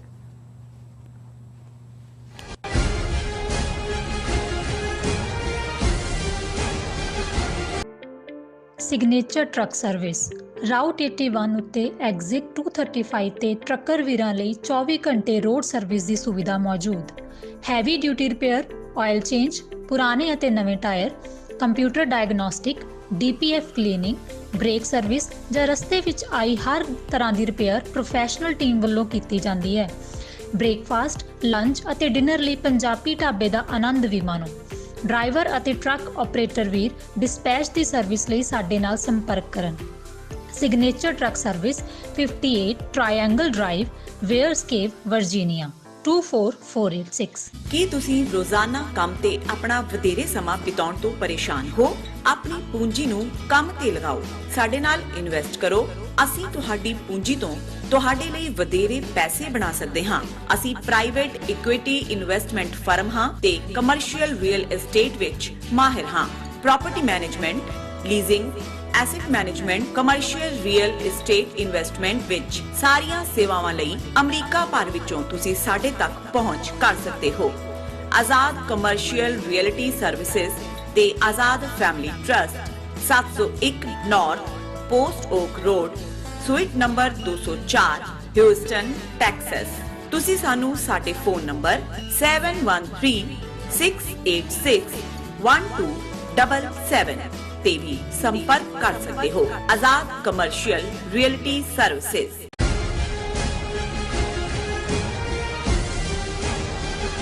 Viewers welcome back on programme. So viewers ਹੁਣ ਆਪਾਂ ਗੱਲਬਾਤ ਕਰਨ ਜਾ ਰਹੇ ਹਾਂ ਕਿ ਭਾਵੇਂ ਕੈਪਟਨ ਅਮਰਿੰਦਰ ਸਿੰਘ ਦਾ ਡੰਗ ਜਿਹੜਾ ਕੱਢਿਆ ਜਾ ਚੁੱਕਿਆ ਹੈ ਪਰ ਉਹ ਅਜੇ ਵੀ ਵਿਸ ਕੋਲ ਰਿਹਾ ਹੈ। ਇਸ ਬਾਰੇ ਆਪਾਂ ਗੱਲਬਾਤ ਕਰਨ ਜਾ ਰਹੇ ਹਾਂ। ਸੋ ਅਸੀਂ ਚਾਹਾਂਗੇ ਕਿ ਤੁਸੀਂ ਇਸੇ ਤਰ੍ਹਾਂ ਬਣੇ ਰਹਿਣਾ।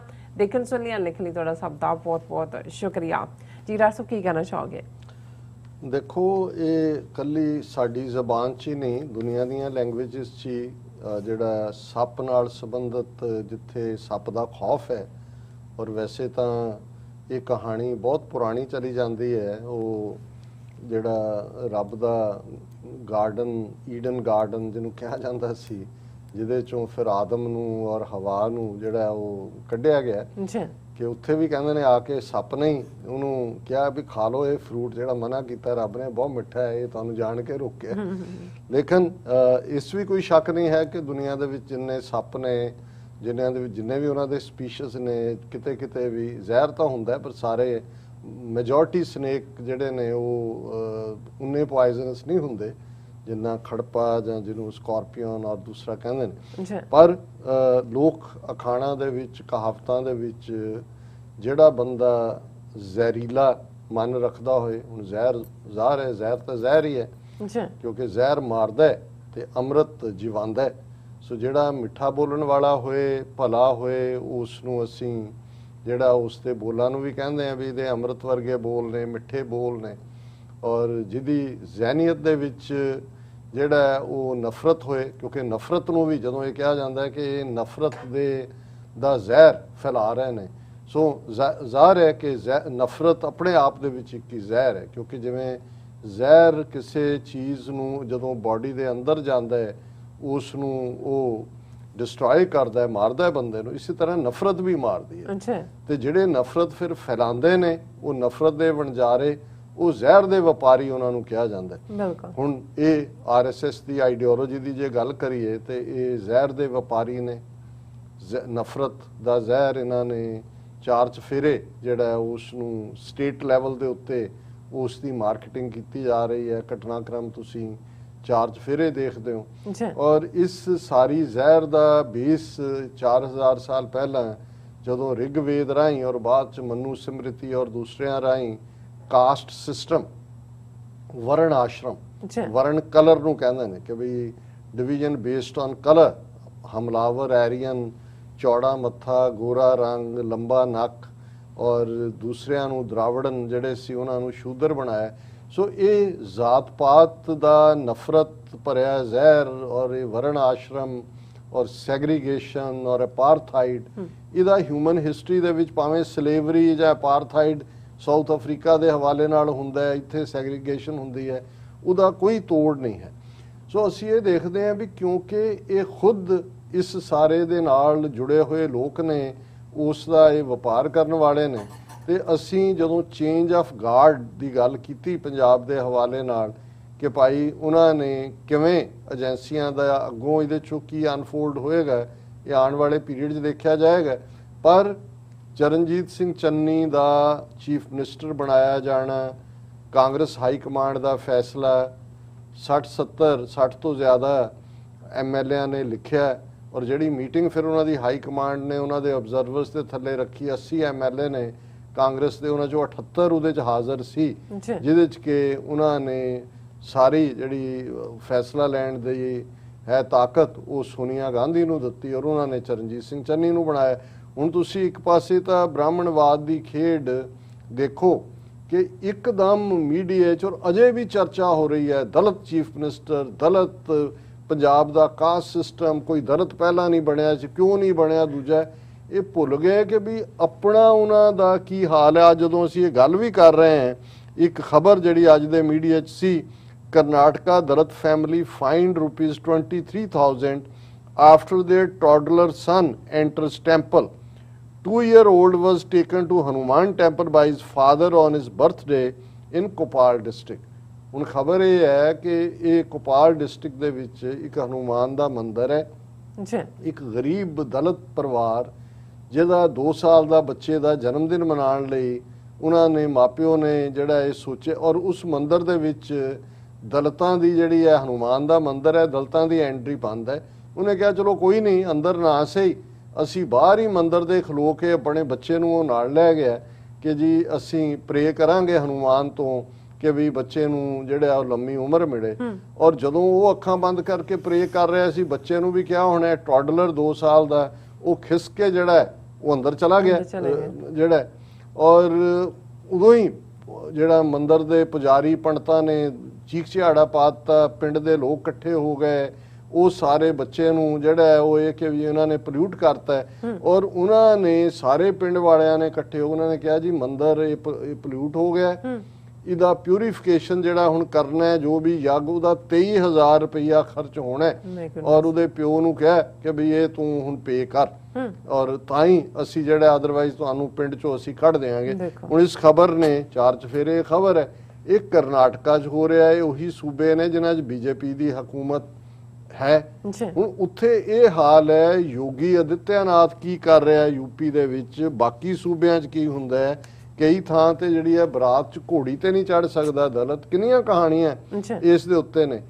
ਤੇ ਇੱਥੇ ਜਿੱਥੇ ਪੰਜਾਬ ਦੇ ਹਵਾਲੇ ਨਾਲ ਹੈ, ਇਹਦੇ 'ਚ ਕੋਈ ਸ਼ੱਕ ਨਹੀਂ ਹੈ ਕਿ ਜਦੋਂ ਅਸੀਂ ਇਸ ਕਿਸਮ ਦੇ ਵਰਤਾਰੇ ਦੇਖਦੇ ਹਾਂ ਉਹ ਹੁੰਦੇ ਨੇ। ਹੁਣ ਜੇ ਤੁਸੀਂ ਵਿਆਹ ਸ਼ਾਦੀਆਂ ਦੇ ਕਰਕੇ ਜੀ ਦੇਖੋ, ਉਹਨਾਂ ਦੇ ਵਿੱਚ ਸਾਰੇ ਇਸ਼ਤਿਹਾਰ ਨੇ।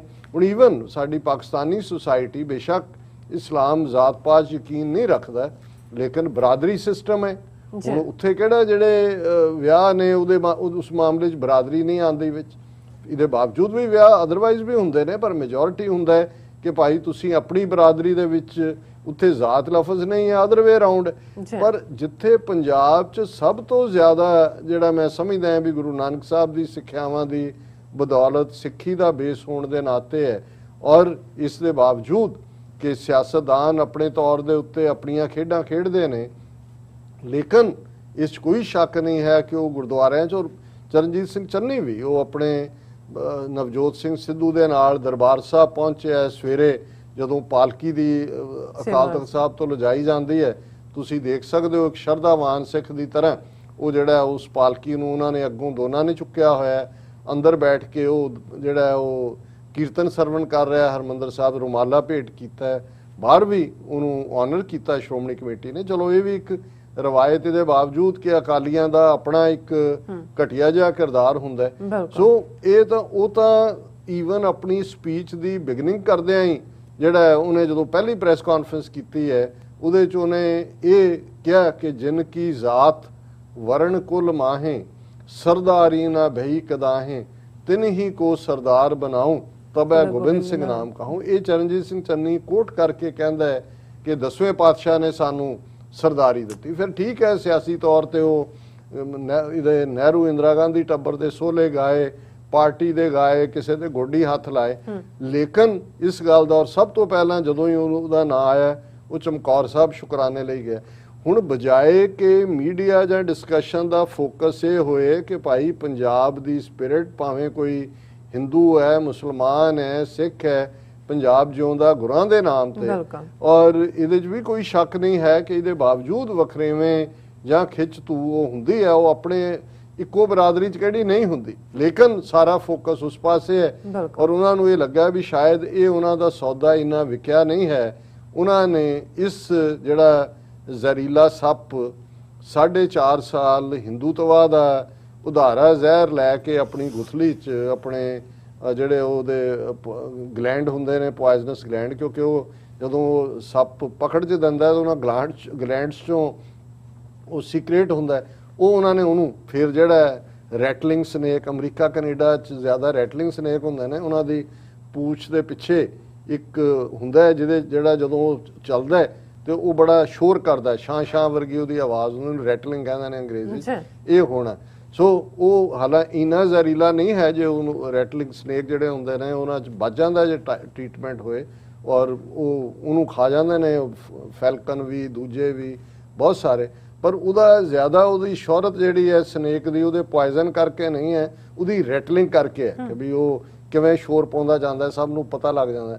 ਸੋ ਹੁਣ ਇਹਦਾ ਜਿਹੜਾ ਮਾੜਾ ਮੋਟਾ ਜ਼ਹਿਰੀਲਾ ਦੰਦ ਸੀ ਉਹ ਵੀ ਕੱਢ ਲਿਆ, ਕਿਉਂਕਿ ਜਦੋਂ ਤੁਹਾਡੇ ਪੱਲੇ ਹੀ ਕੁਛ ਨਹੀਂ, 80 ਚੋਂ 78 MLA ਜਾ ਕੇ ਉੱਥੇ ਬੈਠੇ ਹੋਏ ਨੇ ਨਵਾਂ ਲੀਡਰ ਚੁਣਨ, ਤੇ ਤੂੰ ਭਾਈ ਕਿਹੜੀ, ਲੇਕਿਨ ਇਹ ਹੁਣ ਇਸ ਗੱਲ ਦੇ ਉੱਤੇ ਇਹਨੂੰ ਉਤਾਰਿਆ ਹੋਇਆ ਹੈ ਕਿ ਭਾਈ ਅਸੀਂ ਖੇਡਾਂ ਨਾ ਖਿਡਾਵਾਂਗੇ, ਭੰਬਲ ਭੂਸਾ ਪਾਵਾਂ। ਉਹਨੂੰ ਪਤਾ ਹੈ ਕਿ ਵੀ ਹੁਣ ਪੱਲੇ ਕੁਛ ਨਹੀਂ ਰਿਹਾ, ਔਰ ਉਹ ਇਸ ਗੱਲ ਦੇ ਉੱਤੇ ਆ ਗਿਆ ਕਿ ਜੀ ਮੈਂ ਨਵਜੋਤ ਸਿੱਧੂ ਨੂੰ ਜਿਹੜਾ ਉਹ ਚੀਫ ਮਿਨਿਸਟਰ ਕਦੇ ਬਣਨ ਹੀ ਨਹੀਂ ਦੇਣਾ, ਔਰ ਇਹ ਜਦੋਂ ਚੋਣਾਂ ਹੋਣਗੀਆਂ ਉਹ ਬਹੁਤ ਖਤਰਨਾਕ ਹੈ ਮੁਲਕ ਦੇ ਲਈ, ਸਟੇਟ ਦੇ ਲਈ, ਔਰ ਮੈਂ ਉਹਦੇ ਬਰਾਬਰ ਇੱਕ ਸਟਰੋਂਗ ਕੈਂਡੀਡੇਟ ਖੜਾ ਕਰਾਂਗਾ ਤਾਂ ਕਿ ਉਹਨੂੰ ਮੈਂ ਹਰਾਵਾਂ, ਤੇ ਮੈਂ ਜਿਹੜਾ ਇਹ ਲੜਦਾ ਰਹਾਂਗਾ। ਔਰ ਮੈਂ ਇਸ ਲਈ ਮੈਨੂੰ MLA ਨੂੰ ਮੈਂ ਕੋਈ ਗੋਆ ਨਹੀਂ ਲੈ ਕੇ ਗਿਆ, ਲੈ ਜਾਂਦਾ ਗੋਆ, ਤੂੰ ਤਾਂ ਗੋਆ ਤਾਂ ਜਿਹਨੂੰ ਲੈ ਕੇ ਜਾਂਦਾ ਉਹ ਹਰ ਇੱਕ ਨੂੰ ਪਤਾ ਹੈ ਵੀ ਤੈਨੂੰ 78 MLA ਬਗਾਵਤ ਤੇ ਖਲੋਤੇ ਹੋਣ, ਅੰਦਾਜ਼ਾ ਲਾਓ ਕਿ ਬਈ ਉਹਨਾਂ ਦੀ ਹਾਈ ਕਮਾਂਡ ਨੂੰ ਨਹੀਂ ਸੀ ਪਤਾ। ਉਹ ਕਹਿੰਦਾ ਜੀ ਮੈਂ ਜੇ ਸੋਨੀਆ ਗਾਂਧੀ ਮੈਨੂੰ ਕਹਿ ਦਿੰਦੀ ਮੈਂ ਜਿਹੜਾ ਉਹ ਜਿੱਤਣ ਤੋਂ ਬਾਅਦ ਜਿਹੜਾ ਉਹ ਆਪਣੇ ਬੂਟ ਹੈਂਗ ਕਰ ਦੇਣਾ ਸੀ, ਪਰ ਮੈਂ ਹਾਰ ਕੇ ਜਿਹੜਾ ਨਹੀਂ ਹੈ, ਉਹਨਾਂ ਨੂੰ ਨਜ਼ਰ ਆ ਰਿਹਾ ਸੀ ਵੀ 78 MLA ਤੇਰੇ ਨਾਲ ਨਹੀਂ, ਜੋ ਤੂੰ ਹਾਲ ਪੰਜਾਬ ਦਾ ਕਰਪਸ਼ਨ ਦਾ, ਮਾਫੀਆ ਔਰ ਗੁਰੂ ਗ੍ਰੰਥ ਸਾਹਿਬ ਦੀ ਬੇਅਦਬੀ ਔਰ ਦੂਸਰਾ ਕੀਤਾ, ਤੈਨੂੰ ਕਿਹਨੇ ਵੋਟਾਂ ਪਾਣੀਆਂ ਨੇ। ਔਰ ਇਸ ਸਾਰੇ ਦੇ ਨਾਲ ਪਰ ਇਹ ਜਿਹੜਾ ਇਸ ਕਿਸਮ ਦਾ ਜਿਹੜਾ ਹੁੰਦਾ ਹੈ ਕਿ ਭਾਈ ਭਾਵੇਂ ਇਹਦੇ ਦੰਦ ਨਿਕਲੇ ਹੋਏ ਨੇ ਪਰ ਅਜੇ ਇਹ ਡੰਗ ਮਾਰਨੋਂ ਨਹੀਂ ਹਟਦਾ। ਇਹਨਾਂ ਸਾਰੇ ਮੀਡੀਆ ਨੂੰ ਇਹ ਖਬਰਾਂ ਜ਼ਿਆਦਾ ਅਹਿਮ ਲੱਗਦੀਆਂ। ਜਿਹੜੀ ਖਬਰ ਨੇ ਕੱਲ ਜਿਸ ਦੇ ਉੱਤੇ ਇੱਕ ਦੋ ਨੇ ਅੱਜ ਕਾਮੈਂਟਰੀ ਵੀ ਕੀਤੀ ਕਿ ਅਡਾਨੀ ਦੇ ਕੋਲ ਜਿਹੜੀ ਪੋਰਟ ਹੈ ਜਿਸ ਦੇ ਵਿੱਚੋਂ 9000 ਕਰੋੜ ਦੀਆਂ ਡਰੱਗਸ ਬਰਾਮਦ ਹੋਈਆਂ, 9000 ਕਰੋੜ ਗੁਜਰਾਤ ਦੇ ਵਿੱਚ। ਹੁਣ ਪੰਜਾਬ ਦੇ ਹਵਾਲੇ ਨਾਲ ਤਾਂ ਜੋ ਹੁੰਦਾ ਹੈ ਜੀ, ਪਾਕਿਸਤਾਨ ਗੁਜਰਾਤ ਸਮੁੰਦਰ ਚ ਆ ਕੇ ਔਰ ਅਡਾਨੀ ਦੀ ਪੋਰਟ ਦੇ ਉੱਤੇ, ਇਹ ਉਹਦਾ ਨਾਮ ਮੁੰਦਰਾ ਪੋਰਟ ਹੈ, ਗੁਜਰਾਤ ਦੇ ਕੱਛ ਜ਼ਿਲ੍ਹੇ ਚ ਹੈ, ਔਰ ਇਹਦੇ 'ਚ ਜਿਹੜਾ ਇਸ ਦਾ ਮਾਲਕ ਇਸ ਪੋਰਟ ਦਾ ਸਾਰੀ ਮੈਨੇਜਮੈਂਟਲ ਕੰਟਰੋਲ ਜਿਹੜਾ ਹੈ ਉਹ ਅਡਾਨੀ ਹੈ। ਔਰ ਹੁਣ ਇਹ ਪੁੱਛਿਆ ਜਾ ਰਿਹਾ ਹੈ ਕਿ ਭਾਈ ਇਹ ਦੱਸੋ ਕਿ ਅਡਾਨੀ ਦੀ ਪੋਰਟ 'ਚ 9000 ਕਰੋੜ ਦੀ ਜਿਹੜੀ ਹੈ 3000 ਕਿਲੋ ਹੈਰੋਇਨ ਜਿਹੜੀ ਹੈ ਫੜੀ ਗਈ ਹੈ ਔਰ ਇਸ ਦੀ ਖੇਪ ਦੇ ਉੱਤੇ ਲਿਖਿਆ ਸੀ ਟੈਲਕਮ ਪਾਊਡਰ। ਪਰ ਇਹ ਹੁਣ ਕਿਹਦੇ ਲਈ ਸੀ, ਕਿੱਥੋਂ ਸੀ, ਕੌਣ ਹੈ, ਇਹਦੇ ਤੇ ਕੋਈ ਸਵਾਲ ਨਹੀਂ ਪੁੱਛੇ ਜਾ ਰਹੇ। ਲੇਕਿਨ ਇਧਰ ਇਹ ਜਿਹੜਾ ਬਿਲਕੁਲ ਨਕਾਰਿਆ ਗਿਆ ਲੋਕਾਂ ਵੱਲੋਂ ਵੀ, ਆਪਣੀ ਪਾਰਟੀ ਵੱਲੋਂ ਵੀ, ਆਪਣੇ ਐਮਐਲਏਆਂ ਵੱਲੋਂ ਵੀ, ਇਹ ਜਿਹੜਾ ਹੈ ਇਹ ਜ਼ਹਿਰ ਉਗਲਣ ਨੂੰ ਹਟ ਨਹੀਂ ਰਿਹਾ। ਜੀ ਰਾਜ ਸਾਹਿਬ ਤੁਹਾਡਾ ਬਹੁਤ ਬਹੁਤ ਸ਼ੁਕਰੀਆ। ਸਾਥ ਲੈਣੇ ਬ੍ਰੇਕ ਵਿਊਅਰਸ ਤੁਸੀਂ ਇਸੇ ਤਰ੍ਹਾਂ ਹੀ ਬਣੇ ਰਹਿਣਾ। ਮਿਲਦੇ ਹਾਂ ਛੋਟੇ ਜਿਹੇ ਬ੍ਰੇਕ ਤੋਂ ਬਾਅਦ।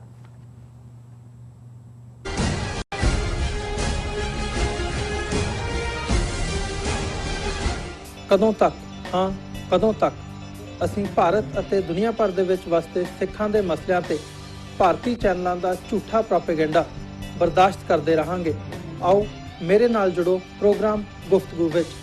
ਸਿੱਖ ਨਜ਼ਰੀਏ ਤੋਂ ਰੋਜ਼ਾਨਾ ਵਾਪਰ ਰਹੀਆਂ ਘਟਨਾਵਾਂ ਦਾ ਵਿਸ਼ਲੇਸ਼ਣ ਕਰੀਏ।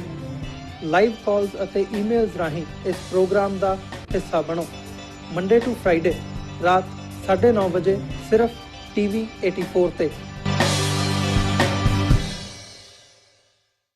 ਕੀ ਤੁਹਾਨੂੰ 30, 40 ਜਾਂ 50 ਦਿਨ ਵੇਟ ਕਰਨੀ ਪੈ ਰਹੀ ਹੈ ਤੁਹਾਡੇ ਚੈੱਕ ਲਈ?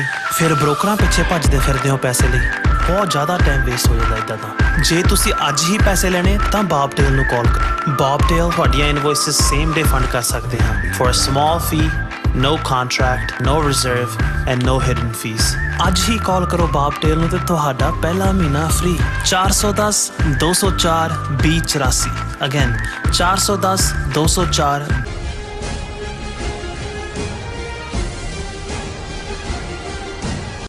Viewers welcome back on programme. So viewers ਹੁਣ ਆਪਾਂ ਗੱਲਬਾਤ ਕਰਨ ਜਾ ਰਹੇ ਹਾਂ ਕਿ ਜਿਹੜਾ ਧਮਾਕਾ ਕਾਬਲ 에ਅਰਪੋਰਟ ਤੇ ਹੋਇਆ ਸੀ ਉਸ ਬਾਰੇ। ਸੋ ਇੰਡੀਆ ਟੂਡੇ ਦੀ ਖਬਰ ਅਨੁਸਾਰ ਦਹਿਸ਼ਤਗਰਦ ਜਮਾਤ ਆਈਸਿਸ ਦੇ ਜਿਸ ਸੁਸਾਈਡ ਬੰਬਰ ਵੱਲੋਂ ਕਾਬਲ 에ਅਰਪੋਰਟ ਤੇ ਧਮਾਕਾ ਕਰਕੇ 180 ਬੇਗੁਨਾਹ ਲੋਕਾਂ ਨੂੰ ਮਾਰਿਆ ਗਿਆ ਸੀ। ਉਹ ਸ਼ਖਸ 5 ਸਾਲ ਪਹਿਲਾਂ ਦਿੱਲੀ ਦੀ ਜਿਹੜੀ ਜੇਲ੍ਹ ਹੈ ਉਸ ਵਿੱਚ ਕੈਦ ਸੀ।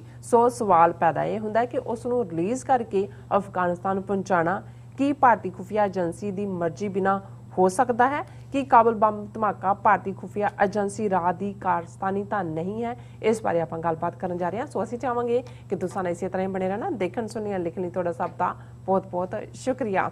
ਜੀ ਡਾਕਟਰ ਸਾਹਿਬ ਕੀ ਕਹਿਣਾ ਚਾਹੋਗੇ?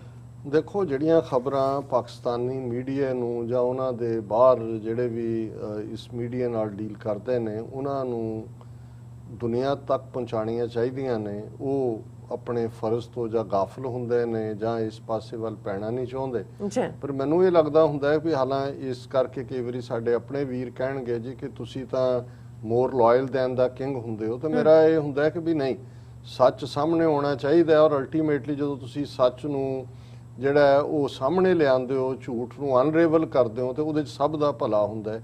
ਹੁਣ ਅਸੀਂ ਲਗਾਤਾਰਤਾ ਦੇ ਨਾਲ ਇਹ ਕਹਿੰਦੇ ਰਹੇ ਹਾਂ ਵੀ ਇਹਦੇ ਬਾਵਜੂਦ ਕਿ ਭਾਰਤ ਦਾ ਇਹ ਕੁਲਭੂਸ਼ਣ ਯਾਦਵ ਤੋਂ ਲੈ ਕੇ ਸਾਰਾ ਨੈਟਵਰਕ ਸਾਹਮਣੇ ਹੈ, ਲੇਕਿਨ ਜਦੋਂ ਕਾਬਲ ਦੇ ਗੁਰਦੁਆਰਾ ਕਰਤਾ ਪ੍ਰਵਾਨ 'ਚ ਕੁਝ ਮਹੀਨੇ ਪਹਿਲਾਂ ਇੱਕ ਅਟੈਕ ਹੁੰਦਾ ਹੈ ਔਰ ਜਿਹਦੇ 'ਚ 25-26 ਸਿੱਖ ਮਾਰੇ ਗਏ ਔਰ ਜਿਹੜਾ ਉਹ ਅਟੈਕ ਕਰਨ ਵਾਲਾ ਸੀ ਜਿਹਨੂੰ ਬਾਅਦ 'ਚ ਮਾਰਿਆ ਗਿਆ ਉਹਦਾ ਸੰਬੰਧ ਕੇਰਲਾ ਦੇ ਨਾਲ ਸੀ। ਔਰ ਇਹ ਆਇਆ ਕਿ ਕੇਰਲਾ ਦਾ ਮੁਸਲਮਾਨ ਜਿਹਦਾ ਸੰਬੰਧ ਇਸਲਾਮਿਕ ਸਟੇਟ ਨਾਲ ਸੀ, ਖੁਰਾਸਾਨੀ ਨਾਲ। ਤੇ ਉਦੋਂ ਵੀ ਅਸੀਂ ਇਹ ਕਿਹਾ ਸੀ ਕਿ ਭਾਈ ਇਹ ਇੰਡੀਅਨ ਰਾਹ ਨੇ ਹੁਣ ਇਸ ਕਿਸਮ ਦਾ ਜਿਹੜਾ ਕੰਮ ਫੜਿਆ ਹੋਇਆ, ਇੱਥੋਂ ਵੀ ਇਹ ਰਿਕਰੂਟ ਕਰ ਰਹੇ ਨੇ ਔਰ ਇਹ ਇਸਲਾਮਿਕ ਸਟੇਟ ਖੁਰਾਸਾਨੀ ਭਾਵੇਂ ਕਹਿਣ ਨੂੰ ਉੱਥੋਂ ਵਾਲੇ ਸਮਝਦੇ ਹੋਣਗੇ ਜਿਹੜੇ ਕੋਈ ਕੁਝ ਲੋਕ ਹੋਣਗੇ ਜੀ ਇਹ ਕੋਈ ਅਸੀਂ ਖੁਰਾਸਾਨ ਸਟੇਟ ਔਰ ਵਾਪਸ ਅਸੀਂ ਇਸਲਾਮਿਕ ਲਾਅ ਲਿਆਵਾਂਗੇ, ਪਰ ਇਹਨੂੰ ਕਿਤੇ ਨਾ ਕਿਤੇ ਇੰਡੀਅਨ ਏਜੰਸੀਆਂ ਦੇ ਇਨਫਲੂਐਂਸ ਥੱਲੇ ਹੀ ਆਪਰੇਟ ਕਰ ਰਹੇ ਨੇ। ਹੁਣ ਇਹ ਜਿਹੜੀ ਖਬਰ ਮੈਂ ਸਾਂਝੀ ਕਰਨ ਜਾ ਰਿਹਾ ਇਹ ਸਾਡੇ ਸੋਰਸਿਸ ਦੀ ਖਬਰ ਨਹੀਂ ਹੈ। ਇੰਡੀਆ ਟੂਡੇ ਭਾਰਤ ਦੀ ਇੱਕ ਪ੍ਰੋਮੀਨੈਂਟ ਮੈਗਜ਼ੀਨ ਔਰ ਉਹਨਾਂ ਦੇ 18 ਸਤੰਬਰ ਦੇ ਇਸ਼ੂ ਦੇ ਵਿੱਚ ਇਸ ਦੀ ਹੈਡਲਾਈਨ ਲੱਗੀ ਹੋਈ ਹੈ, ਸੁਸਾਈਡ ਬੰਬਰ ਹੂ ਅਟੈਕਡ ਕਾਬੁਲ 에ਅਰਪੋਰਟ ਵਾਸ ਕਾਟ ਇਨ ਦਿੱਲੀ 5 years ago। ਔਰ ਇਹਦਾ ਬੇਸ ਹੈ ਕਿ ਆਈਸਿਸ ਦਾ ਖੁਰਾਸਾਨੀ ਉਹਨਾਂ ਦੀ ਜਿਹੜੀ ਪ੍ਰੋਪੇਗੈਂਡਾ ਮੈਗਜ਼ੀਨ ਹੈ ਉਹਨਾਂ ਨੇ, ਉਹਦਾ ਨਾਂ ਹੀ ਪ੍ਰੋਪੇਗੈਂਡਾ ਮੈਗਜ਼ੀਨ ਹੋਏਗਾ, ਉਹਨਾਂ ਨੇ ਇਹ ਖਬਰ ਦਿੱਤੀ ਹੈ। ਉਹਦਾ ਨਾਂ ਅਬਦੁਲ ਰਹਿਮਾਨ। ਔਰ ਖਬਰ ਮੁਤਾਬਕ ਜਿਹੜਾ ਹੈ Islamic State Khorasan has claimed that suicide bomber who had attacked Kabul Air last month was caught in Delhi 5 years ago after serving in a prison in India. He was deported to Afghanistan, said the ISIS-K in latest edition of its propaganda magazine. ਜੀ ਕਿ ਉਹ 5 ਸਾਲ ਜੇਲ੍ਹ 'ਚ ਰਿਹਾ, ਫਿਰ ਉਹਨੂੰ deport. ਹੁਣ ਇਸ ਲੈਵਲ ਦਾ ਬੰਦਾ ਜਿਹੜਾ ਰਿਹਾ ਔਰ ਡਿਪੋਰਟ ਕੋਈ ਤਾਲਿਬਾਨ ਦੇ ਪੀਰੀਅਡ 'ਚ ਨਹੀਂ ਕੀਤਾ, ਉਹ ਅਸ਼ਰਫ ਗਨੀ ਦੇ ਵੇਲੇ ਕੀਤਾ। ਸੋ ਜ਼ਾਹਰ ਹੈ ਕਿ ਉਹਦੇ ਨਾਲ ਕੋਈ ਡੀਲ ਸਟ੍ਰਾਈਕ ਕੀਤੀ ਜਾਂ ਉਹਦੇ ਜਿਹੜੇ ਹੈਂਡਲਰ ਹੋਣਗੇ ਉਹਨਾਂ ਦੇ ਨਾਲ ਜਿਹੜਾ ਉਹ ਕੋਈ ਡੀਲ ਸਟ੍ਰਾਈਕ ਕੀਤੀ। ਫਿਰ ਅੱਗੋਂ ਖਬਰ ਮੁਤਾਬਕ ਹੈ ਕਿ 26 ਅਗਸਤ ਨੂੰ ਕਾਬਲ ਏਅਰਪੋਰਟ ਜਿਹੜਾ ਹਮਲਾ ਹੋਇਆ, 180 ਲੋਕ ਮਾਰੇ ਗਏ, ਜਿਨ੍ਹਾਂ 'ਚ 13 ਮੈਰੀਨ ਵੀ ਸ਼ਾਮਲ ਸੀ, ਔਰ ਇਹ ਜਿਹੜਾ ਸਾਰੀ ਦੀ ਜ਼ਿੰਮੇਵਾਰੀ ਵੀ ਆਈਸਿਸ ਨੇ ਹੀ ਲਈ ਸੀ। ਹੁਣ ਹੋਰ ਤੁਸੀਂ ਕਨੈਕਸ਼ਨ ਜਿਹੜਾ ਹੈ ਉਹ ਕਿਵੇਂ ਐਸਟੈਬਲਿਸ਼ ਕਰਦੇ ਹੋ? ਬਿਲਕੁਲ ਸਰਕਮਸਟੈਂਸ਼ੀਅਲ ਐਵੀਡੈਂਸ ਬਹੁਤ ਵਾਰੀ ਪੁਆਇੰਟ ਆਊਟ ਕਰ ਰਿਹਾ ਹੁੰਦਾ। ਅਸੀਂ ਦੱਸਿਆ ਪਹਿਲਾਂ ਕਿ ਜੇ ਕਰਤੇ ਪ੍ਰਵਾਨ ਗੁਰਦੁਆਰੇ ਤੇ ਕੁਝ ਮਹੀਨੇ ਪਹਿਲਾਂ ਜਿਹੜਾ ਉਹ ਹਮਲਾ ਹੋਇਆ ਸੀ, ਜਿਹਦੇ 'ਚ 25 ਦੇ ਕਰੀਬ ਸਿੱਖ ਮਾਰੇ ਗਏ ਸੀ, ਉਹਦੀ ਜ਼ਿੰਮੇਵਾਰੀ ਵੀ ਇਹ ਖੁਰਾਸਾਨੀ ਗਰੁੱਪ ਨੇ ਲਈ ਸੀ, ਕਾਬਲ ਵਾਲੇ ਦੀ ਵੀ ਲਈ। ਔਰ ਇਹ ਅਬਦੁਲ ਰਹਿਮਾਨ ਜਿਹੜਾ ਹੈ ਇੰਡੀਆ ਟੂਡੇ, ਉਹਨਾਂ ਦਾ ਇੰਡੀਆ ਦਾ ਮੈਗਜ਼ੀਨ ਇਹ ਕਹਿ ਰਿਹਾ, ਹਵਾਲਾ ਇਸਲਾਮਿਕ ਸਟੇਟ ਦੀ ਪ੍ਰੋਪੇਗੈਂਡਾ ਮੈਗਜ਼ੀਨ ਨਾਲ, ਕਿ ਇਹ 5 ਸਾਲ ਇੰਡੀਆ ਦੀ ਜੇਲ੍ਹ 'ਚ ਰਿਹਾ। ਹੁਣ ਤੁਹਾਨੂੰ ਕਿੰਨੇ ਕੁ ਸਬੂਤ ਚਾਹੀਦੇ ਨੇ? ਪਰ ਅਫਸੋਸ ਕਿ ਪਾਕਿਸਤਾਨੀ ਮੀਡੀਆ ਲਈ ਜਾਂ ਉਹਨਾਂ ਦੇ ਜਿਹੜੇ ਬਾਹਰ ਬੈਠੇ ਨੇ ਜਿਹੜੇ ਕਿ ਇਸ ਗੱਲ ਨੂੰ ਕਿ ਭਾਈ ਇਹ ਜੋ ਅਮਰੀਕਾ 'ਚ 13 ਮੈਰੀਨ ਅਮਰੀਕਨ ਉਹਦੇ 'ਚ ਮਰੇ ਨੇ, ਤੇ ਇਹ ਸਭ ਤੋਂ ਵੱਡੀ ਖਬਰ ਬਣਦੀ ਹੈ ਕਿ ਅਮਰੀਕਾ ਨੂੰ ਦੱਸੋ ਕਿ ਭਾਈ ਇਹ ਤੁਸੀਂ ਵੀ ਉਹਦਾ ਵਿਕਟਮ ਹੋਏ ਹੋ, ਬੇਗੁਨਾਹ ਅਫਗਾਨ ਤੋਂ ਹੋਏ ਨੇ। ਔਰ ਕਨਕਲੂਜਨ 'ਚ ਜਿਵੇਂ ਅਸੀਂ ਕਬੀਰ ਸਾਹਿਬ ਦੀ ਬਾਣੀ ਗੌੜੀ ਥਿੱਤੀ ਉਹਦੀ ਵਿਚਾਰ ਕਰਦੇ, 2 ਸ਼ਲੋਕ 5 ਤੇ 6, ਕਿਉਂਕਿ ਇਹ ਸਾਡੇ ਲਈ ਵੀ ਰੂਹ ਦੀ ਖੁਰਾਕ ਹੈ। ਸਾਡੇ ਬਹੁਤ ਸਾਰੇ ਵਿਊਅਰ, ਸਾਡੇ ਖਾਸ ਤੌਰ ਤੇ ਭੈਣ ਜੀ ਮਨਮੰਥਨ ਕੌਰ, ਹਾਲਾਂ ਉਹਨਾਂ ਨੇ ਮੈਨੂੰ ਇੱਕ ਦਿਨ ਕਿਹਾ ਕਿ ਜੀ ਭਾਵੇਂ ਤੁਸੀਂ ਨਹੀਂ, ਪਰ ਮੈਨੂੰ ਹੁੰਦਾ ਹੈ ਕਿ ਵੀ ਇਹ ਤੁਹਾਡੇ ਲਈ ਹੋਰ ਵੀ ਇੰਪੋਰਟੈਂਟ ਇਸ਼ੂ ਜੋ ਅੱਜ ਮਾਹੌਲ ਚੱਲ ਰਿਹਾ, ਪਰ ਫਿਰ ਵੀ ਅਸੀਂ ਆਪਣੇ ਆਪ ਨੂੰ ਜਿਹੜਾ ਗੁਨਾਹਗਾਰ ਮਹਿਸੂਸ ਕਰਦੇ ਹਾਂ ਜੇ ਵਿਚਾਰ ਨਾ ਕਰੀਏ। ਚੌਥਾ, ਚੰਚਲ ਮਨ ਕੋ ਗਹੋ, ਕਾਮ ਕ੍ਰੋਧ ਸੰਗ ਕਬਹੂ ਨਾ ਬਹੋ, ਜਲ ਥਲ ਮਾਹੇ ਆਪੇ ਆਪ, ਆਪੇ ਜਪੋ ਆਪਣਾ ਜਾਪ। ਹੁਣ ਇਹ ਥਿੱਤੀ ਵਾਰੀ ਦੇ ਥੱਲੇ ਚੱਲ ਰਿਹਾ ਗੌੜੀ ਰਾਗ ਦੇ ਵਿੱਚ। ਥਿੱਤਾਂ ਚੰਦਰਮਾ ਦੀਆਂ 15 ਰੋਜ਼ ਉਹ ਘਟਦੀ ਹੈ, ਵੱਧਦੀ ਹੈ, ਔਰ ਅੱਜ ਚੌਥੀ ਥਿੱਤ ਤੇ 5ਵੀਂ ਦੇ ਵਿੱਚ ਕੀ ਹੁੰਦਾ ਹੈ ਇਸ ਦੀ ਗੱਲ ਹੈ। ਉਹਨਾਂ ਨੇ ਕਿਹਾ ਵੀ ਤੁਸੀਂ ਬਜਾਏ ਇਹ ਚੌਥੀ ਥਿੱਤ ਦੇ ਉੱਤੇ ਵਰਤ ਰੱਖਣ ਔਰ ਕਰਮ ਕਾਂਡ ਕਰਨ ਦੀ ਥਾਂ ਤੇ ਆਪਣੇ ਚੰਚਲ ਮਨ ਨੂੰ, ਜਿਹੜਾ ਮਨ ਟਿਕਦਾ ਨਹੀਂ ਹੈ, ਜਿਹੜਾ ਮਨ ਸ਼ੈਤਾਨੀ ਤੇ ਰਹਿੰਦਾ ਹੈ, ਗੋਹ ਹੁੰਦਾ ਹੈ, ਇਸ ਤੇ ਕਾਬੂ ਕਰੋ, ਇਹਨੂੰ ਫੜ ਲਓ। ਕਾਮ ਕ੍ਰੋਧ ਸੰਗ ਕਬਹੂ ਨਾ ਬਹੋ, ਆਪਣੇ ਮਨ ਚੋਂ ਲਸਟ ਔਰ ਐਂਗਰ, ਕਾਮ ਔਰ ਕ੍ਰੋਧ, ਇਸ ਨੂੰ ਕੱਢੋ। ਜਲ ਥਲ ਮਾਹੇ ਆਪੇ ਆਪ, ਔਰ ਇਸ ਗੱਲ ਨੂੰ ਸਮਝੋ ਕਿ ਧਰਤੀ ਦੇ ਉੱਤੇ ਵੀ, ਜ਼ਮੀਨ ਤੇ ਵੀ ਔਰ ਪਾਣੀ ਦੇ ਵਿੱਚ ਵੀ ਉਹ ਰੱਬ ਆਪ ਵਸਦਾ ਹੈ। ਆਪੇ ਜਪੋ ਆਪਣਾ ਜਾਪ, ਔਰ ਉਹ ਵਾਹਿਗੁਰੂ ਹਰ ਥਾਂ ਵਸਦਾ ਹੈ, ਔਰ ਉਹਦੇ ਨਾਮ ਦੇ ਨਾਲ ਹੀ ਤੁਸੀਂ ਜੁੜੋ, ਉਸ ਨੂੰ ਯਾਦ ਕਰੋ। ਔਰ 5ਵਾਂ ਸ਼ਲੋਕ ਜਿਹੜਾ ਇਸ ਥਿੱਤ ਦੇ ਹਵਾਲੇ ਨਾਲ, 5ਵੀਂ ਥਿੱਤ ਦੇ ਹਵਾਲੇ ਨਾਲ ਹੈ, ਪੰਚੈ ਪੰਚ ਤਤ ਵਿਸਥਾਰ, ਕਿ ਵੀ ਇਹ ਜਿਹੜਾ ਲਿਊਨਰ ਸਾਈਕਲ ਦਾ 5ਵਾਂ ਦਿਨ ਹੈ, ਇਸ ਨੂੰ ਤੁਸੀਂ 5 ਤੱਤਾਂ ਦੇ ਰੂਪ 'ਚ ਦੇਖੋ। ਆਕਾਸ਼, ਵਾਯੂ, ਅਗਨੀ, ਜਲ, ਪ੍ਰਿਥਵੀ, ਇਹ 5 ਚੀਜ਼ਾਂ ਇਹ ਇੰਡੀਅਨ ਫਿਲਾਸਫੀ ਰਹੀ ਹੈ ਉਹਨਾਂ ਦੀ ਕਿ ਵੀ ਇਹ ਸਾਡੀ ਹਿਊਮਨ ਬਾਡੀ 5 ਤੱਤਾਂ ਦੀ ਬਣੀ ਹੋਈ ਹੈ। ਕਬੀਰ ਸਾਹਿਬ ਕਹਿੰਦੇ ਨੇ ਕਿ ਭਾਈ ਇਹ ਦੇਖੋ ਵੀ ਇਹ ਸਾਰੀ 5 ਤੱਤਾਂ ਦਾ ਵਿਸਥਾਰ ਹੈ। ਔਰ ਕਨਕ ਕਾਮਨੀ ਜੁਗ ਵਿਵਹਾਰ, ਲੇਕਿਨ ਬਹੁਤ ਸਾਰੇ ਲੋਕ ਦੁਨੀਆ ਦੇ 2 ਚੀਜ਼ਾਂ ਦੇ ਵਿੱਚ ਆਪਣੇ ਇਸ 5 ਤੱਤਾਂ ਦੇ ਸਰੀਰ ਨੂੰ, ਆਪਣੇ ਬਾਡੀ ਨੂੰ ਉਲਝਾ ਕੇ ਰੱਖਦੇ ਨੇ, ਜਾਂ ਸੋਨੇ ਦੇ ਵਿੱਚ ਪੈਸਾ ਇਕੱਠਾ ਕਰਨ, ਤੇ ਜਾਂ ਔਰਤਾਂ ਦਾ ਸੁੱਖ ਭੋਗਣ ਦੇ ਵਿੱਚ। ਕਾਮਣੀ ਔਰਤ ਨੂੰ ਕਹਿੰਦੇ ਨੇ। ਕਨਕ ਕਾਮਨੀ ਜੁਗ ਵਿਵਹਾਰ, ਦੁਨੀਆ ਇਸ ਕੰਮ 'ਚ ਫਸੀ ਹੋਈ ਹੈ। ਪ੍ਰੇਮ ਸੁਧਾ ਰਸ ਪੀਵੈ ਕੋਏ, ਕਿ ਜਿਹੜਾ ਅਸਲ 'ਚ ਸਾਰੇ ਦੁੱਖਾਂ ਨੂੰ ਦੂਰ ਕਰਨ ਵਾਲਾ ਪਿਆਰ ਦਾ ਰਸ, ਰੱਬ ਦੀ ਯਾਦ ਦਾ ਰਸ ਸੀ, ਸੁਧਾ ਅੰਮ੍ਰਿਤ ਨੂੰ ਕਹਿੰਦੇ ਨੇ। ਇਹ ਤਾਂ ਕੋਈ ਇਸ ਰੱਬ ਦੇ ਯਾਦ ਦੇ ਰਸ ਦੇ ਵਿੱਚ ਜੁੜਦਾ ਹੈ। ਜਰਾ ਮਰਨ ਦੁੱਖ ਫੇਰ ਨਾ ਹੋਏ, ਜਰਾ ਬੁਢਾਪੇ ਨੂੰ ਕਹਿੰਦੇ ਨੇ। ਕਿ ਜਿਹੜਾ ਕਨਕ ਔਰ ਕਾਮਨੀ ਦੇ ਸੁੱਖਾਂ 'ਚੋਂ ਨਿਕਲ ਕੇ ਰੱਬ ਦੀ ਯਾਦ ਨੂੰ ਆਪਣੀ ਜ਼ਿੰਦਗੀ ਦਾ ਆਧਾਰ ਬਣਾਉਂਦਾ ਹੈ, ਨਾ ਉਸ ਨੂੰ ਫਿਰ ਬੁਢਾਪਾ ਦੁਖੀ ਕਰਦਾ। ਬੁਢਾਪਾ ਤਾਂ ਆਏਗਾ ਜੀ ਲੇਕਿਨ ਉਹਦੇ ਚ ਪਛਤਾਵਾ ਨਹੀਂ ਹੋਏਗਾ, ਉਹਦੇ ਅੰਦਰ ਇੱਕ ਆਨੰਦ ਹੋਏਗਾ। ਮੌਤ ਵੀ ਆਏਗੀ ਪਰ ਉਹ ਮੌਤ ਤੋਂ ਬੇਖੌਫ ਬੇਡਰ ਆਪਣੀ ਜ਼ਿੰਦਗੀ ਆਨੰਦ ਦੇ ਵਿੱਚ ਗੁਜ਼ਾਰੇਗਾ।